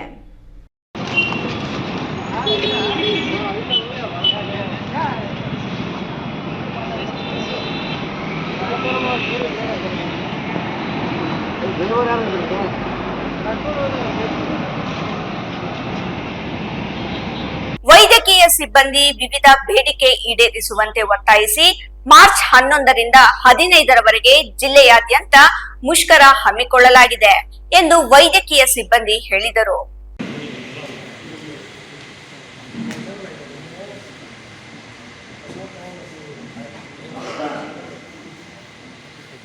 ಕೋಲಾರ ನಗರದ ಪತ್ರಕರ್ತರ ಭವನದಲ್ಲಿ ಮಂಗಳವಾರ ನಡೆದ ಸುದ್ದಿಗೋಷ್ಠಿಯಲ್ಲಿ ಮಾತನಾಡಿದ ವೈದ್ಯಕೀಯ ಸಿಬ್ಬಂದಿ ತಮ್ಮ ಬೇಡಿಕೆಗಳನ್ನು ಈಡೇರಿಸುವಂತೆ ಒತ್ತಾಯಿಸಿ ಹಲವು ಬಾರಿ ಮನವಿ ಸಲ್ಲಿಸಿದರೂ ಯಾವುದೇ ಪ್ರಯೋಜನವಾಗಿಲ್ಲ. ಹಾಗಾಗಿ ಜಿಲ್ಲೆಯ ಆಸ್ಪತ್ರೆಗಳಲ್ಲಿ ಮಾರ್ಚ್ 11ರಿಂದ ಕಪ್ಪು ಬಟ್ಟೆ ಧರಿಸಿ ಹೊರ ರೋಗಿಗಳ ಸೇವೆ ಸ್ಥಗಿತಗೊಳಿಸಲಾಗುವುದು. ತುರ್ತು ಸೇವೆಗಳನ್ನು ಮಾತ್ರ ನೀಡಲಾಗುವುದು. ಜೊತೆಗೆ ಕರ್ತವ್ಯಕ್ಕೆ ಗೈರು ಹಾಜರಾಗುವ ಮೂಲಕ ಬೇಡಿಕೆ ಈಡೇರಿಕೆಗೆ ಒತ್ತಾಯಿಸಲಾಗುವುದು ಎಂದರು. ರಾಜ್ಯದ ಎಲ್ಲ ಸರ್ಕಾರಿ ಆಸ್ಪತ್ರೆಗಳಿಗೆ ಕಾಲಕಾಲಕ್ಕೆ ಸಮರ್ಪಕವಾಗಿ ಔಷಧಿ ಸರಬರಾಜು ಮಾಡಬೇಕು. ವೃಂದ ಮತ್ತು ನೇಮಕಾತಿ ನಿಯಮಗಳನ್ನು ಪ್ರತಿ 3 ವರ್ಷಗಳಿಗೊಮ್ಮೆ ತಿದ್ದುಪಡಿ ಮಾಡಬೇಕು. ಎಲ್ಲ ವೃಂದಗಳ ಜ್ಯೇಷ್ಠತಾ ಪಟ್ಟಿಯನ್ನು ಕೂಡಲೇ ಪ್ರಕಟಿಸಬೇಕು ಎಂದು ಆಗ್ರಹಿಸಿದರು. ಇಲಾಖೆಯ ಎಲ್ಲ ವೃಂದದ ಅಧಿಕಾರಿ ನೌಕರರಿಗೆ ಮುಂಬಡ್ತಿ ನೀಡಬೇಕು. ಸೇವಾ ನಿರತ ವೈದ್ಯರು, ಅಧಿಕಾರಿಗಳು ಹಾಗೂ ನೌಕರರ ಉನ್ನತ ವ್ಯಾಸಂಗಕ್ಕೆ ಅವಕಾಶ ನೀಡಬೇಕು. ಅವೈಜ್ಞಾನಿಕವಾಗಿ ಕೌನ್ಸೆಲಿಂಗ್ ವರ್ಗಾವಣೆ ಮಾಡುತ್ತಿರುವುದನ್ನು ನಿಲ್ಲಿಸಬೇಕು. ಆಹಾರ ಸುರಕ್ಷತೆ ಮತ್ತು ಗುಣಮಟ್ಟ ಇಲಾಖೆ, ಮಹಾನಗರ ಪಾಲಿಕೆ ಹಾಗೂ ನಗರ ಪಾಲಿಕೆಗಳಲ್ಲಿ ಮಂಜೂರಾಗಿರುವ ಆರೋಗ್ಯ ಇಲಾಖೆಯ ಎನ್ಕೇಡ್ ಹುದ್ದೆಗಳಿಗೆ ನೇಮಕಾತಿ, ಮುಂಬಡ್ತಿ ಮತ್ತು ವರ್ಗಾವಣೆಗಳಿಗೆ ಆರೋಗ್ಯ ಇಲಾಖೆ ವೈದ್ಯರು, ಅಧಿಕಾರಿ ವರ್ಗದವರನ್ನೇ ನಿಯೋಜಿಸಬೇಕೆಂದು ಒತ್ತಾಯಿಸಿದರು. ಸಾರ್ವಜನಿಕರಿಗೆ ಉತ್ತಮ ಸೇವೆ ನೀಡುವ ದೃಷ್ಟಿಯಿಂದ ಇಲಾಖೆಯಲ್ಲಿ ಖಾಲಿ ಇರುವ ವೈದ್ಯರು, ಅರೆ ವೈದ್ಯಕೀಯ ಹಾಗೂ ಇತರೆ ವೃಂದದ ಹುದ್ದೆಗಳನ್ನು ಕೂಡಲೇ ನೇಮಕಾತಿ ಮಾಡಬೇಕು. ಗುತ್ತಿಗೆ ವೈದ್ಯರು, ನೌಕರರು ಹಾಗೂ NHM ಗುತ್ತಿಗೆ ನೌಕರರಿಗೆ ಸೇವಾ ಭದ್ರತೆ ಹಾಗೂ ಕಾಲಕಾಲಕ್ಕೆ ಸೂಕ್ತ ವೇತನ ಹೆಚ್ಚಳ ಮಾಡಬೇಕು. ಕೇಂದ್ರ ಪುರಸ್ಕೃತ ಯೋಜನೆಯ ಅಡಿಯಲ್ಲಿ ಕರ್ತವ್ಯ ನಿರ್ವಹಿಸುತ್ತಿರುವ ಸುಮಾರು 6,000 ನೌಕರರಿಗೆ ಕಾಲಕಾಲಕ್ಕೆ ವೇತನ ಭತ್ಯೆ ನೀಡಬೇಕು. ಇಲಾಖೆಯಲ್ಲಿ ಕಾರ್ಯನಿರ್ವಹಿಸುತ್ತಿರುವ ವೈದ್ಯರು, ತಜ್ಞ ವೈದ್ಯರು, ಇತರ ಸಿಬ್ಬಂದಿಯವರಿಗೆ ವೇತನ ಸಮಸ್ಯೆ ಪರಿಹರಿಸಬೇಕು ಎಂದು ಒತ್ತಾಯಿಸಿದರು. ಹೋರಾಟಕ್ಕೆ ಇಳಿಬೇಕು ಅಂತಕ್ಕಂಥ ಪರಿಸ್ಥಿತಿ ಇವತ್ತು ನಮಗೆ ನಿರ್ಮಾಣವನ್ನು ಮಾಡಿಕೊಟ್ಟಿದ್ದಾರೆ ಸರ್ಕಾರ. ನಮಗೆ ಈಗಲೂ ಕೂಡ ಸರ್ಕಾರಕ್ಕೆ ಕಾಲ ಮಿಂಚಿಲ್ಲ. ನಾವು ನಾಳೆಯಿಂದನೇ ಏನು 11/3/2026ರಿಂದ 15/3/2026ವರೆಗೆ ನಾವು ಕಪ್ಪು ಪಟ್ಟಿಯನ್ನು ಧರಿಸಿ OPDಗಳನ್ನು ಬಂದ್ ಮಾಡುವ ಮೂಲಕ ನಮ್ಮ ಹೋರಾಟವನ್ನು ನಾವು ಪ್ರಾರಂಭ ಮಾಡಬೇಕು ಅಂತ ಇದ್ದೀವಿ. ಓನ್ಲಿ ಫಾರ್ ಎಮರ್ಜೆನ್ಸಿ ಸರ್ವಿಸಸನ್ನು ಮಾತ್ರ ಕೊಟ್ಟು ಸಾರ್ವಜನಿಕರಲ್ಲಿ ಮತ್ತೊಮ್ಮೆ ಕ್ಷಮೆಯನ್ನು ಕೇಳ್ತೇವೆ. ನಾವು ಯಾವುದೇ ಸಾರ್ವಜನಿಕರಿಗೆ ತೊಂದರೆ ಮಾಡಬೇಕು ಅಂತಲ್ಲ, ಆದರೆ ಇವತ್ತು ನಾವು ಕೂಡ ಸಾರ್ವಜನಿಕರ ಜೀವನದಲ್ಲಿ ನಾವು ಕೂಡ ಇರ್ತಕ್ಕಂಥವ್ರು. ನಮಗೆ ಆಗಿರ್ತಕ್ಕಂಥ ನಮ್ಮ ಹಕ್ಕುಗಳನ್ನು ಈಡೇರಿಸ್ಕೊಳ್ಳೋದಕ್ಕೆ ಇವತ್ತು ಹೋರಾಟಕ್ಕೆ ನಮ್ಮನ್ನು ಕಳಿಸ್ಕೊಡೋ ಮಟ್ಟಕ್ಕೆ ಸರ್ಕಾರ ನಡೆಸ್ಕೊಳ್ಳುತ್ತೆ ಅಂತ ಅಂದ್ಕೊಂಡಿರಲಿಲ್ಲ. ಇವತ್ತು ಸರ್ಕಾರ ಈ ಮಟ್ಟಕ್ಕೆ ನಮ್ಮನ್ನು ನಡೆಸ್ಕೊಳ್ತಾ ಇದೆ. ಇದಾದ ನಂತರ ಏನಾದರೂ 11/3/2026ರಿಂದ 15/3/2026 ಒಳಗಡೆ ಸರ್ಕಾರ ಅವಾಗಲೂ ಕೂಡ ಏನಾದರೂ ಗಮನಕ್ಕೆ ತಗೊಳ್ಳಿಲ್ಲ ಅಂತ ಹೇಳಿದ್ರೆ ನಾವು 16/3/2026ರಿಂದ ಅನಧಿಕೃತವಾಗಿ ಗೈರು ಹಾಜರಾಗುವ ಮೂಲಕ ಅನಧಿಕೃತವಾಗಿ ನಾವೆಲ್ಲರೂ ಕೂಡ ಗೈರು ಹಾಜರಾಗ್ತೀವಿ, ಯಾವುದೇ ಸೇವೆಯನ್ನು ಕೊಡೋದಕ್ಕೂ ಕೂಡ ನಾವು ಮುಂದೆ ಬರೋದಿಲ್ಲ ಅಂತಕ್ಕಂಥ ಒಂದು ಎಚ್ಚರಿಕೆಯನ್ನು ಕೂಡ ಈ ಸಂದರ್ಭದಲ್ಲಿ ಸರ್ಕಾರವನ್ನು ನಾವು ಆಗ್ರಹ ಮಾಡ್ತಾ ಇದ್ದೀವಿ ಅಂತಕ್ಕಂಥ ಮಾತನ್ನು ಹೇಳ್ತಾ, ಇದರ ಸಂಬಂಧಪಟ್ಟ ಹಾಗೆ ನಮ್ಮ ವಿದ್ಯಾರ್ಥಿಗಳ ಸಂಘ ಕಾರ್ಯದರ್ಶಿಗಳಾಗಿರ್ತಕ್ಕಂಥ ಎಲ್ಲ ಬೇಡಿಕೆಗಳನ್ನು ಮಾರ್ಚ್ 15ರ ಒಳಗೆ ಈಡೇರಿಸಬೇಕು. ಇಲ್ಲವಾದಲ್ಲಿ ರಾಜ್ಯದ ಆರೋಗ್ಯ ಇಲಾಖೆ ಎಲ್ಲ ವೈದ್ಯರು, ಅಧಿಕಾರಿಗಳು, ನೌಕರರು ಮಾರ್ಚ್ 11ರಿಂದ ಅನಧಿಕೃತವಾಗಿ ಕರ್ತವ್ಯಕ್ಕೆ ಗೈರು ಹಾಜರಾಗಿ ಬೇಡಿಕೆಗಳು ಈಡೇರಿಸಿಕೊಳ್ಳುವವರೆಗೆ ಅನಿರ್ದಿಷ್ಟಾವಧಿ ಮುಷ್ಕರವನ್ನು ಹಮ್ಮಿಕೊಳ್ಳಲಾಗುವುದು ಎಂದು ಎಚ್ಚರಿಕೆ ನೀಡಿದರು. ಅಂಚೆ ವಿಜಯ್, ರಾಯಲ್ಸ್ ಕನ್ನಡ, ಕೋಲಾರ. ಇದೀಗ ಮತ್ತೊಮ್ಮೆ ಹೆಡ್ಲೈನ್ಸ್. ನಾನು ಅನಾಥ ಅಂತ ಜನರನ್ನು ಅನಾಥ ಮಾಡಿದ ಶಾಸಕ ಪ್ರದೀಪ್ ಈಶ್ವರ್. ಅಪಘಾತದಲ್ಲಿ ಸತ್ತವರ ಕುಟುಂಬಗಳಿಗೆ ನೀಡದ ಭರವಸೆ ಮರೆತ ಶಾಸಕರು. ಚುನಾವಣೆ ಪೂರ್ವದಲ್ಲಿದ್ದ ರೋಷಾವೇಶ ಏನಾಯಿತು ಎಂದು ಪ್ರಶ್ನೆ. ಗುಡಿಬಂಡೆ ತಾಲೂಕಿನ ಜಂಬಿಗೆ ಮರದಹಳ್ಳಿ ಕೆರೆ ಒತ್ತುವರಿ ಕ್ರಮ ವಹಿಸದ ಅಧಿಕಾರಿಗಳ ವಿರುದ್ಧ ಗ್ರಾಮಸ್ಥರ ಆಕ್ರೋಶ. 6.38 ಎಕರೆ ವ್ಯಾಪ್ತಿ ಕೆರೆ ಮುಚ್ಚುವ ಯತ್ನ. ಪದೇ ಪದೇ ಮನವಿ ಮಾಡಿದರೂ ಸ್ಪಂದಿಸದ ಅಧಿಕಾರಿಗಳು. ಗೌರಿಬಿದನೂರು ನಗರಸಭೆ ಜಿಲ್ಲಾಧಿಕಾರಿ ಜಿ ಪ್ರಭು ಭೇಟಿ. ಆಡಳಿತ ಸುಧಾರಣೆ, ಅಭಿವೃದ್ಧಿ ಕಾರ್ಯಗಳ ಪರಾಮರ್ಶೆ. ಗೌರಿಬಿದನೂರು ಎಂಜಿ ರಸ್ತೆಯ ಕಾಮಗಾರಿ ನಡೆಸುವ ಭರವಸೆ ನೀಡಿದ ಜಿಲ್ಲಾಧಿಕಾರಿ. ಕಾರ್ಮಿಕನ ಮಗಳ ಮದುವೆಗೆ ಸಹಾಯಧನಕ್ಕೆ ಸಲ್ಲಿಸಿದ ಅರ್ಜಿ ರದ್ದು. ಕಾರ್ಮಿಕ ನಿರೀಕ್ಷಕರ ಕಚೇರಿಗೆ ಗರಾವ್ ಹಾಕಿದ ಕಾರ್ಮಿಕರು ಲಂಚ ನೀಡದ ಕಾರಣಕ್ಕೆ ಅರ್ಜಿ ವಜಾ ಮಾಡಿದ ಆರೋಪ. ಇಂದಿನ ವಾರ್ತಾ ಪ್ರಸಾರ ಮುಕ್ತಾಯವಾಯಿತು. ನಮಸ್ಕಾರಗಳು.